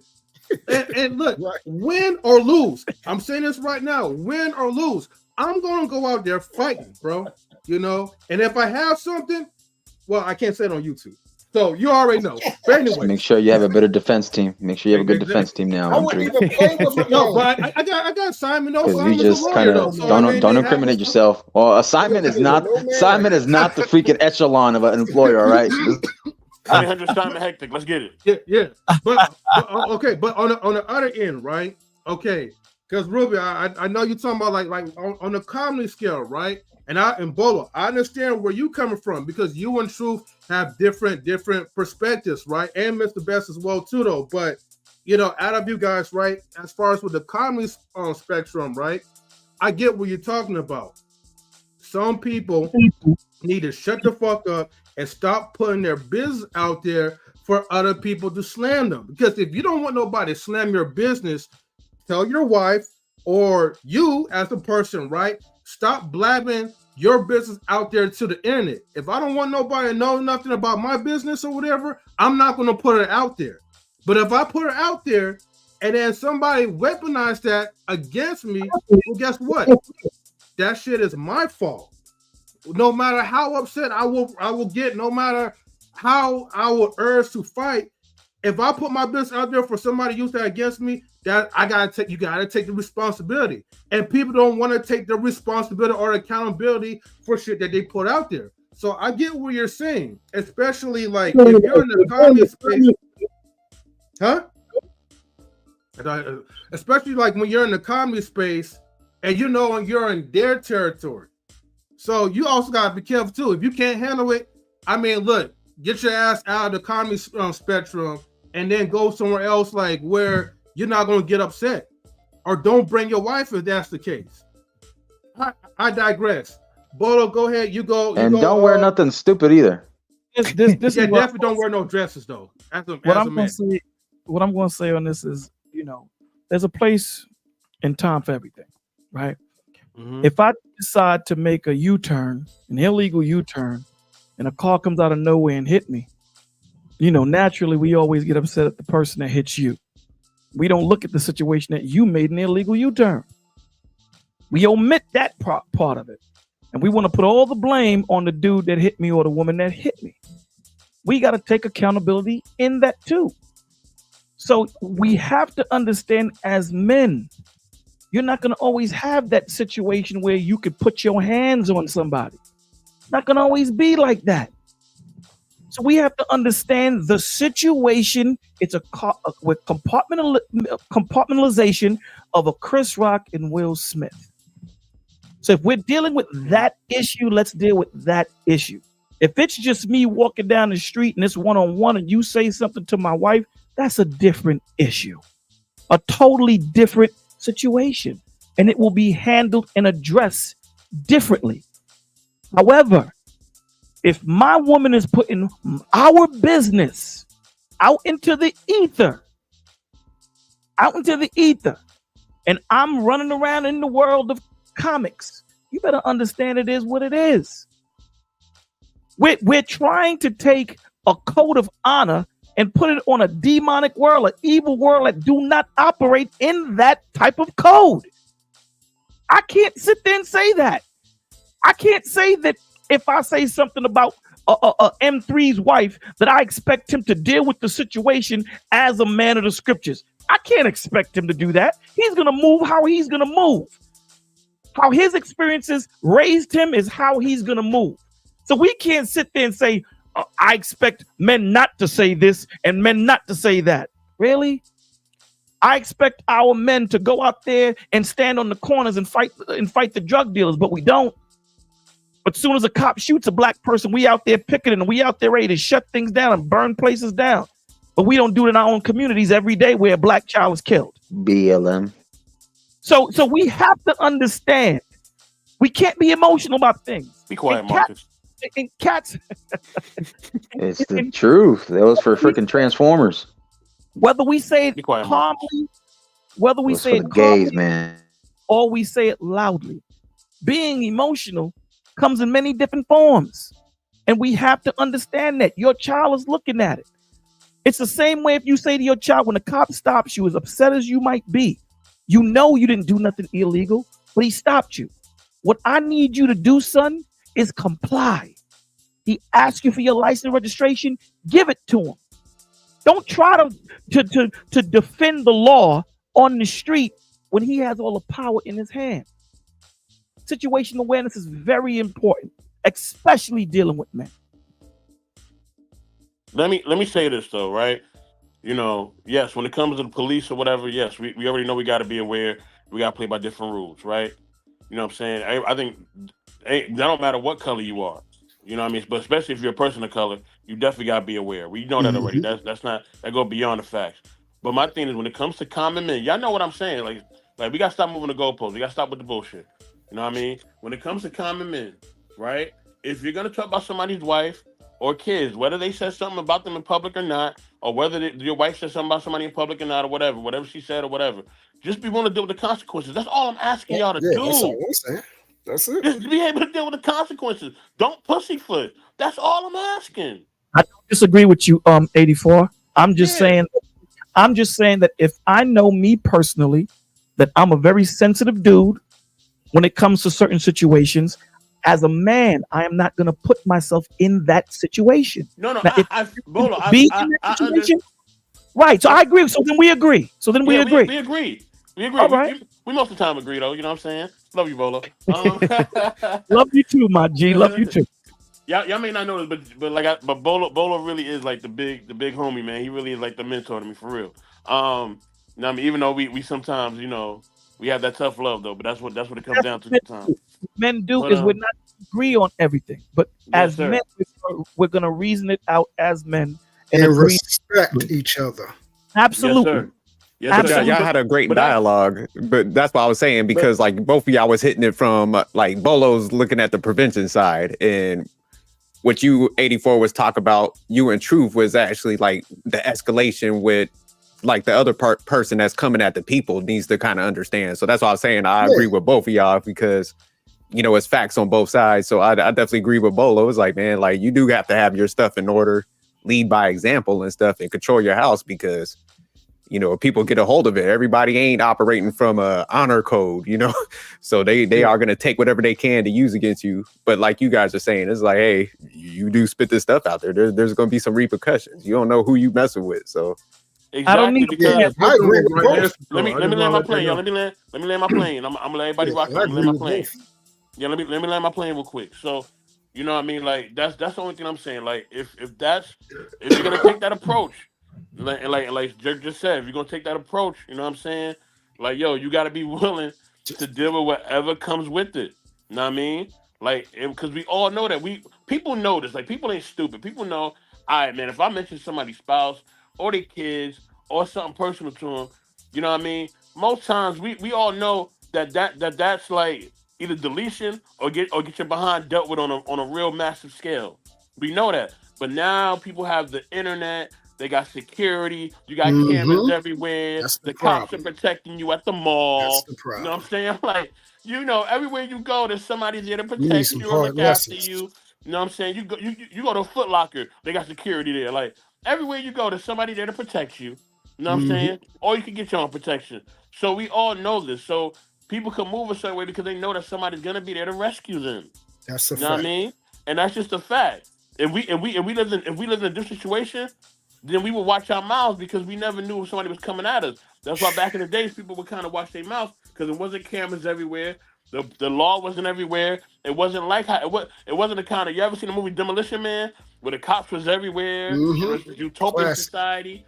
That's kind of how they're trying to model it now, where it's, you know, everybody's protected and everybody is coddled. Like, that's the way society is trying to go, especially here in America. You know what I'm saying? You know, so that's where we're trying to go. But as far as, you know, Katt being a part of the industry, there could be some truth to it. I see Sugar Bum is saying that a lot in the comments too. That, you know, that Katt, you know, is part of the whole Hollywood thing. Now, I don't know if that's actually factual. You know what I mean? To what Sugar Bum is saying, or to what Mr. Johnson was saying, right? I don't know how factual that is, or how deep down the rabbit hole he goes as far as being a part of Hollywood. I don't know what deals he signed, and I don't know what agreements he's made. You know what I'm saying? But I know in order to be in film and media or to sit in certain spaces and places, you got to sign some certain deals, right? You got to do certain favors. We all know this. You know what I'm saying? You can't sit with certain people. You can't be around certain networks. You can't do certain things unless you're doing those favors. That's a known fact. When it comes to moving around in Hollywood, we know this. But I'm not saying Katt is doing that, right? I'm not saying everybody has to do that. But I know that a lot of times, in order to be around certain people, you got to do certain things, and that's all I'm saying. Let me ask you guys this question, right? I ain't gonna lie, low key, I kind of like Sugar Bomb's comments or whatever, right? You know, I know. Well, I don't think she's trolling, but you know, I like the challenging type of questions or whatever, right? Which Definitely trolling. oh yeah, but All you gotta do is you don't know about Sugar Bum? yeah, You don't know look about Sugar Bum M3? Yeah, look at the profile picture. I mean, Well- that says it all. but hold on for a second, right? Now, of course, like I said, you know, some men, right? You know, when it comes to respect and their morals or whatever, they're not going to put a rinky-dink dress or whatever. However, right? You know, she had me thinking a little bit, and it's not about for me, obviously, but let me ask you guys in the panel or whatever, right? Because you know, sometimes maybe some people are going through some hard times or whatever, right? So, you know, if you guys were ever in a situation where you were ridiculously offered 500K, which that's not going to really happen, Sugar Bum, but if you guys were offered 500K, would you guys emasculate yourself like that? Would you guys, if you guys were in a position, in a private position, I want you guys to think about that.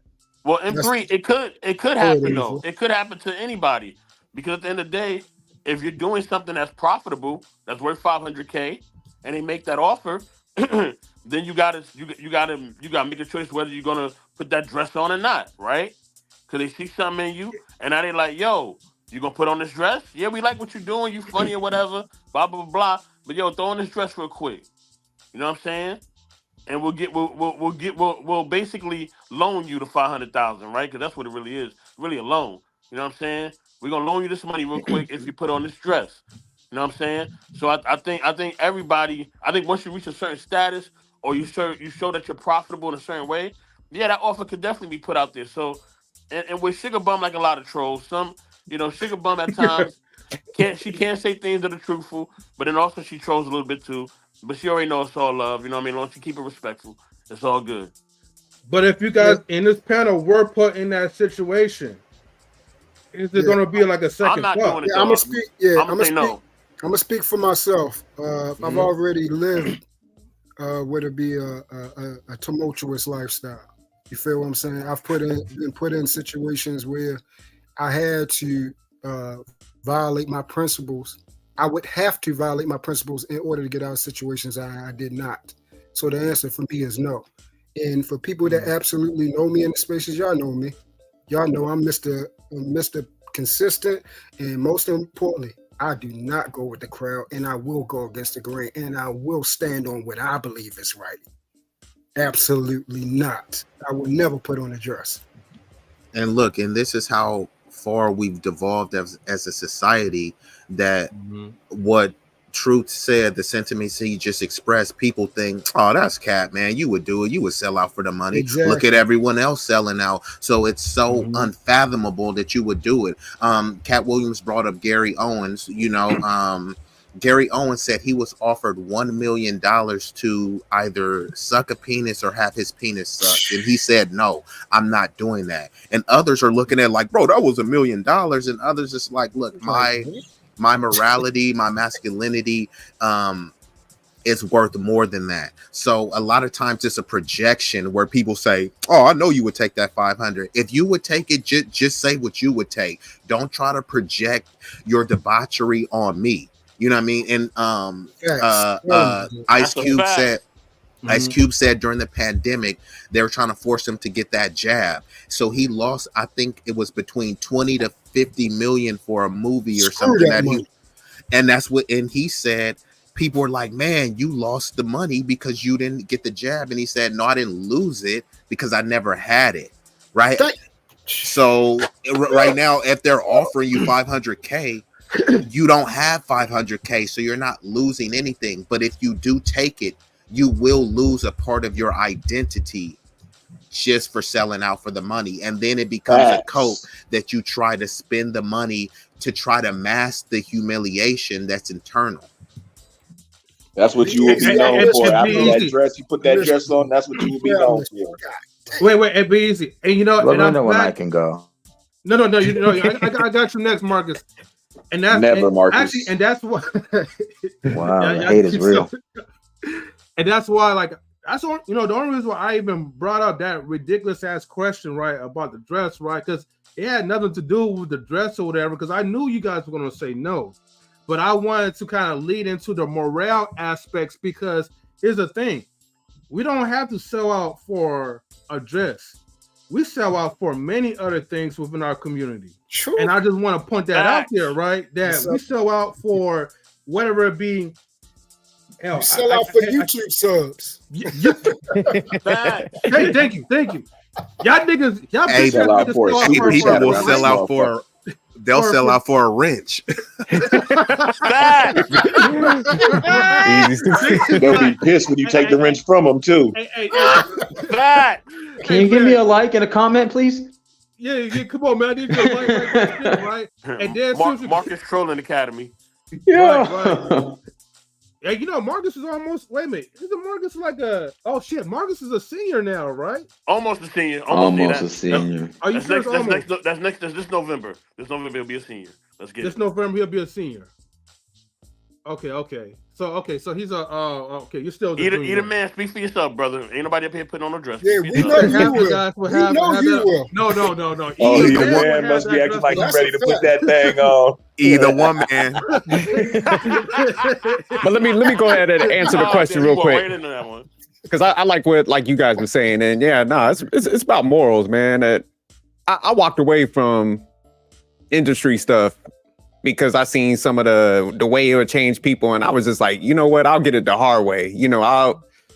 And that's one thing about our community. I like what B-Eazy was saying earlier. It's like, you know what, man, you could go get paid and be a doctor, man. You don't gotta emasculate yourself. You might have to go to school for like 10 years and shit, but you could end up around that same money, go be a CFO, go get an accounting degree, whatever, man. But you don't have to go and take that lane. Just you might not get the status and those accolades, but man, there's other ways you could get to that sum. So hell nah, I'll rather go do it some other way. I might not never be known, but I'm cool with that, man. I'll get it out the mud. And when I had my son, man, and it's like you got to keep that image of a man.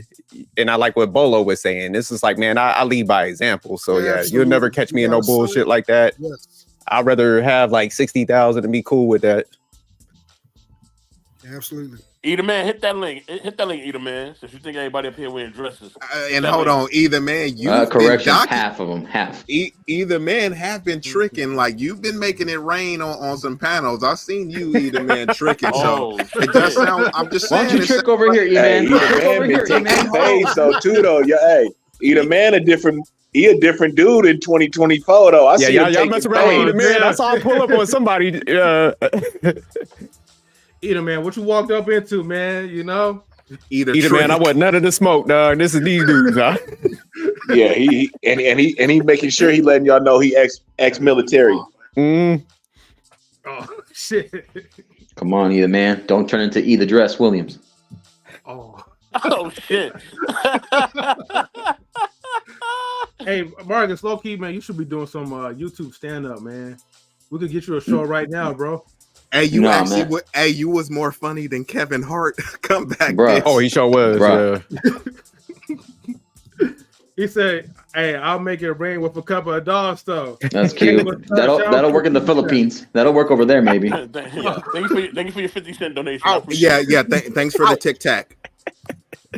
So thank you. Hey, $2 is better than no dollars, though. Although YouTube does take what 30%. 30%. That means I'm getting a quarter. M384. Thank you for having me up, man. Peace to the panel. I'm a Dipset, guys. Have a blessed night. All right, you too, Bolo. Shout out, Thank you, Bolo. Bolo. Much Salute to love. Bolo. All right. Hey, I'm making a challenge for 2024 for everyone. Can we start putting $1 in the super chat so you can say your message, and everything else send it to the Cash App, brother? Can we I've do been that? saying that the whole time. I've been saying it for years, bro. I've been telling that these brothers so that our since brothers last year. can have their money that we're giving to. Can we do that? Yeah, we because I do said that? if I'm sending you 100, I want to send you 100, not $70. Correct. That's a good point.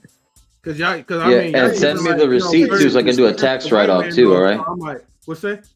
Just make sure you send me the receipt back so I can do a tax write-off if I send you my 100. All right. No, just send them straight Respectful. money. Just send them straight money. bro. Marcus said he getting it back. I'm getting it back too. Shit. Right.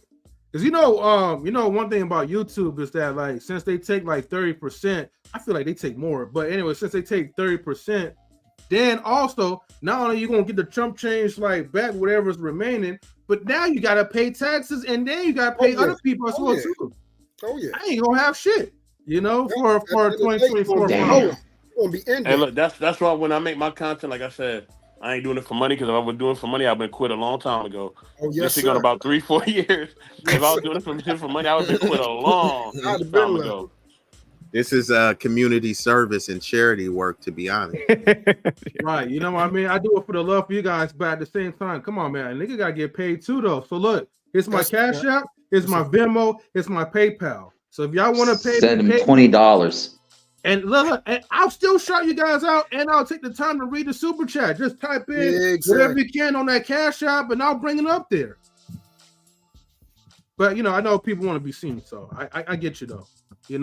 Thank you for the donation. I appreciate everybody who donated. Yeah, shout out to either man, because even if it's $1, man, I mean, it's still a contribution. Yeah. Oh shit! Look who's in the chat. I just want to make sure that you guys know. Poppy was good. What's up? To the Poppy That's Bronco. $1.60. Thank you for tuning in. That's $1.60 though. Yeah. This is what Poppy game. Hey, nothing much, man. Just shit, Cat Williams. Chilling, man. He said shake for them dollars. Nah, bro. We don't do that. All the feminine You talk see what I'm coming saying? here with, You proving trying to some buck points break right now, either man. Trying to buck break you for $2. Yeah. Either man definitely would take that $500K. Labor of love, man. Yeah, that's right. That's the true love of it. Labor of love. For the people can't count, that's $1.40. Okay, well, thank you, E-Man, for doing the math for us. Thank you for the flex, either man. But still, I don't want you two to have that money, bro. I'm just saying, man. Look, if I can get 100%, look, man, send it to the Cash App so we can get 100%. That way, you're doing your guys like yourselves a service. You don't want to pay the man. The man already got a lot anyway. And you want to get the most bang for your buck too, right? Exactly, right? We the victims. Yeah, well, yeah. Mostly us though, right? Live stream. But yeah, you're a victim to Marcus, I guess. Anyways, shit. You got anything else you want to say, Sophisticated Jerk? I think this was a good conversation, man. I like the different perspectives because they have me thinking, man. Every time somebody says something good, I'll be like, all right, then somebody else would bring something. So I think we gotta have more of these discussions. Because like I said, everybody has solid points, man. Yeah, Poppy's stupid. What he say? He said Eda Man Williams and John Wick. You started. Yeah, shout out to Eda Man Williams, boy. He said he ain't having it to 2024. He pull it up. Yeah, definitely. That's a damn lie. That's a damn lie. Hey, y'all wild in the chat, man. But hey, I appreciate you guys for a pop up. Look, at least get the likes up, man. Subscribe. Yeah, we wild in the chat, but either man wild in these streets. Hold on, you're not ending the live yet, are you? Not for like another 10 minutes or so. Yeah, he trying to end the live. That's what he doing. I know. I figured. Shout out to the baseball coach. I mean, look, man, it's already like 2:23. At least he ain't like 84 and he just cut the motherfucker. You know what I'm saying? Nigga be in mid fucking sentence. This nigga cut that motherfucker. You come on Black Father, that's what's gonna fucking happen. You come on Black Father, I'll cut this shit immediately. Or if it's disrespectful, I'm definitely cutting that shit. I ain't got time Well, for that. at least play the outro, bro. Like, Yeah, I'm like, like, damn. that nigga cut you in mid sentence, bro. I'm paying Like, my fuck y'all niggas. StreamYard every month. I can cut that shit whenever I want. Edie Man Williams says, let's make it 280 now. That's Hey, salute to Eda Man Williams, man. He making it rain out there. You know what I'm saying? Everybody Right. else follow suit. Goddamn it. Hey, he trolling with some money. I feel can't it. even buy but candy thanks for the bar. support, Eda Man. We appreciate you, bro. We appreciate You you. can't Thank you even for the buy support. candy Hey, but you know what? You Since sure Edie can't Man buy no looking candy for- bar. Hey, but you know, since Eda Man's looking for someone to shake it, right? You know, maybe B-Eazy could probably come up with a graphic, right? And then we could have like, you know, whatever, somebody shake it or something, you know? The shouts to B-Eazy, he does like the Oh yeah, I could do that. stuff, so yeah. I got another the graphic too that I had did too. You know, the one that I had I posted on the gram. Okay, for sure. Yeah, and Hold then on, let me see if I can pull it up real quick. I could do that. Just tell me what you need. Oh, Wally, we just thanks need for to like thanks for the love just and put support, Eda Wally. Man's face on there, right? And then he can just shake it, and that's it. You know? Wally, thanks for the love and support, Wally. Wally said check the cash app in the back. So thanks for the love and Okay. support, Wally. We appreciate you, bro. Shout out Hey, yeah, Wally, thank you for the cash out, man. Prosperity Insight Hub sent you $1.88. Much appreciated, Wally. That's you. Thank you, man. See how they follow suit? You know what I mean? See, Wally know the program though, right? He getting his money's worth. Let's he go, putting, like, Wally. Hey, no, I know the game, bro. I know what y'all be talking about. It is what it is. Like, shit. It ain't like, I'm gonna be honest, man. None of this is for free though. Like, really, like. Okay, fuck it then. All right, so $20 to kick somebody off for half of the stream. I'm not doing that. Listen, with me, I'm never doing that. I'm almost at my 500. I ain't never doing that goofy shit. Y'all Hold on. give me money. If you don't, you don't. Hey, I seen somebody I don't give get a fuck. canned so cold Fight. off that, bro. Fight club and relationship. They got off maybe 5 words and it was over. Wait, hold on, guys. I gotta read this right. Salutes from Marcus, right? He didn't follow the program, but I still appreciate the super chat. He says, let me put it more.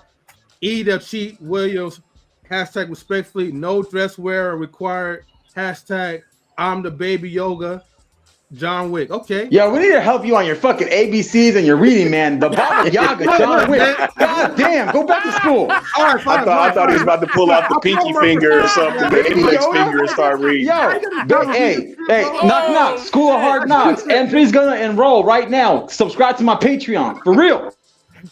All right, look, everybody send me a cash out, right? And help me on the Hooked on Phonics and help me Look, get he some put the real glasses on you prescriptions, okay? motherfuckers. There, now let me read it. At least these are prescriptions. Let me put it more. Marcus is hilarious, bro. Marcus is hilarious. Hey, Marcus was killing them damn hashtags though. I know, right? And it was Ruby says, y'all were more entertaining to watch than the Katt Williams interview. I love watching real human interaction. And then Poppy Blanco says, yo, act sophisticated jerk for bread. Poppy trying to get me shot out here. Poppy, I'm broke. Yeah, we need to go ahead and dox this brother. Damn. See, this is why I don't put your real name out here, people. See, all this just autopop. Mm-hmm. Yeah, I'm gonna tell you this, bro. Once November hits, fuck that. I'm not seeing you no more. I'm a teacher, bro. I'm gonna teach you how to spell right. I swear, on my life, on my life. Hey, my man Poppy said you was reading like you was in a hostage situation. Hey, get the good break, man. Look, I've been watching like these live streams. Like, look, my eyes be glued onto the computer screen so much, and I got the light on my eyes too. So look, Nah, damn, no excuses. Next time you're reading something, I'm gonna put that. I'll be struggling in too, M3 Right. shit. Hold on. Nah, I'm not gonna let y'all. Man, we do all that be just struggling. because- No, bullshit. Nah, You not two, me. Not me. hold on. I'm gonna put that Sesame Street bouncing ball. So every time we enunciate, we're gonna enunciate together, all right? All of us on the panel. That way, nothing gets screwed up. Okay, Yeah, look, man, keep talking shit. Yeah, Eda Man just showed you up right now, Marcus. You give me a $50 super chat, right? Or maybe in the cash app, then I'm going to read it carefully. I'm going to enunciate all my words and together. I'm going to actually give a fuck, right? But for now, you He'll gonna even grade it. Damn. And Poppy said, You won't Poppy said, get "What happened whatever when I decide to read. You gonna get the Yo, Poppy is mispronunciation crazy, bro. whenever I decide to mispronunciate. All right, give it a cash app. That's This is- right. Hey, no, Hey, that's if y'all- right. If y'all Hey, hit thank my you for the other cash app, cash app, Eda Man Williams. if y'all hit my Marcus cash app, B, the gangster is here. Watch your mouth. Here, I oh, did. he pressing you. That was Watch so your threatening. fucking I'm shaking in my boots. Yo, why He you must- taking so? Why you taking all that time to just read 4 words? What's going on? Them glasses ain't working, bruh. Them glasses is for style. Knowledge and education ships. Hey, 84, you funny as all. Hey, don't make Ruby mad in chat though. He's like, oh, don't be this my bro like that. Oh, she Let said me y'all get just to told reading me and about relationships. Let me go back to reading and relationships edition, please. Hey, she said y'all Hooked gotta on be phonics strong and too. relationship. Oh shit! It's the Magic School Bus. Mm-hmm. He said he'd be like It is 7'1". like 7'1". Conjunction. What's your function? Oh shit. But hold on, I got this one too. Would you do me a favor? Give me money, give me money, give me money, give me money, give me money. Please. Please. Hit the cash app. Where my money? I need cash. Where my money? I need cash. Thank you. Oh, bro, that's for easily rigged, bro. Come on, bro. You gotta say that one, bro. That's for easily rigged, bro. Don't be pulling out that shit like that. Come on, bro. Hey, 84, we good for tonight? Yes, sir. I got. You know, I got my shit cooking up with you, and I got my shit cooking up later on. You already know. All right, just let me know if anything changed. Yeah, I'm here. Hey, they speaking on codes on stream. Yeah, I and know, shit. right? This shit wild. What y'all got going on For tonight, real. man? Yeah, y'all should have did that in the back chat. You see it when it Do drop. some you know how I Morse do. code or something. You see it when it drop. You know how I do. When it drop, y'all see it. Like, hey, we gonna talk about Wooty Woo, but we ain't gonna let them know. Exactly. I'll always feel like they're talking about. Okay, it's getting too quiet now, man. You gonna end the stream then, bro? Because now we got Yeah, this we'll awkward go ahead and close Yeah, it. we definitely ended it right. Ain't no women up here and shit. Come on now. Hey, before you end it, let me just play the other one that I made. I think it's like 2 minutes or something, and then you can just do the outro. Hold on, I have to pull it up because it's a Yeah, no bigger problem. file. Just give me 1 second for the We viewers. appreciate all y'all tapping in, man, tuning in with us, man. Knowledge and relationships, intellectual soapbox, easily rigged, Wally, Marcus, sophisticated, truth. You know what it is. Yeah. He says, y'all know I don't have a cash out, right? Oh, my bad. Let me pull up. You've never seen one.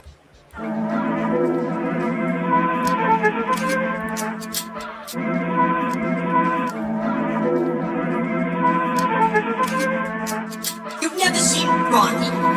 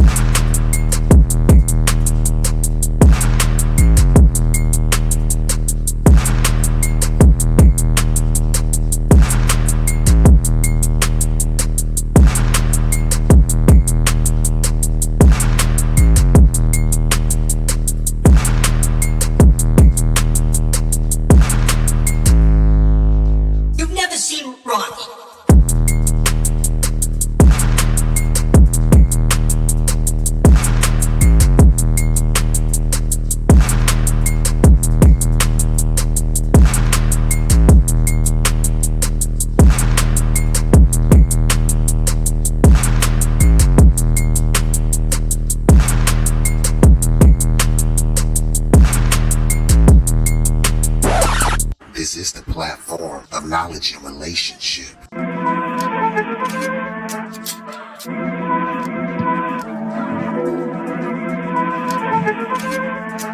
You've never seen Ronnie.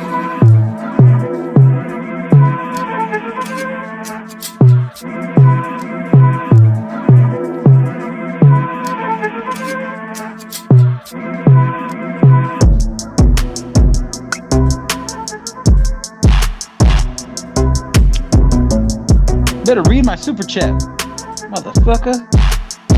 You wait your turn, Marcus. This is that bullshit.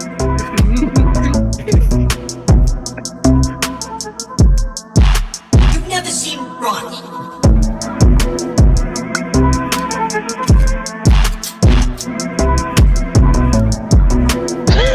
What's that reading rainbow?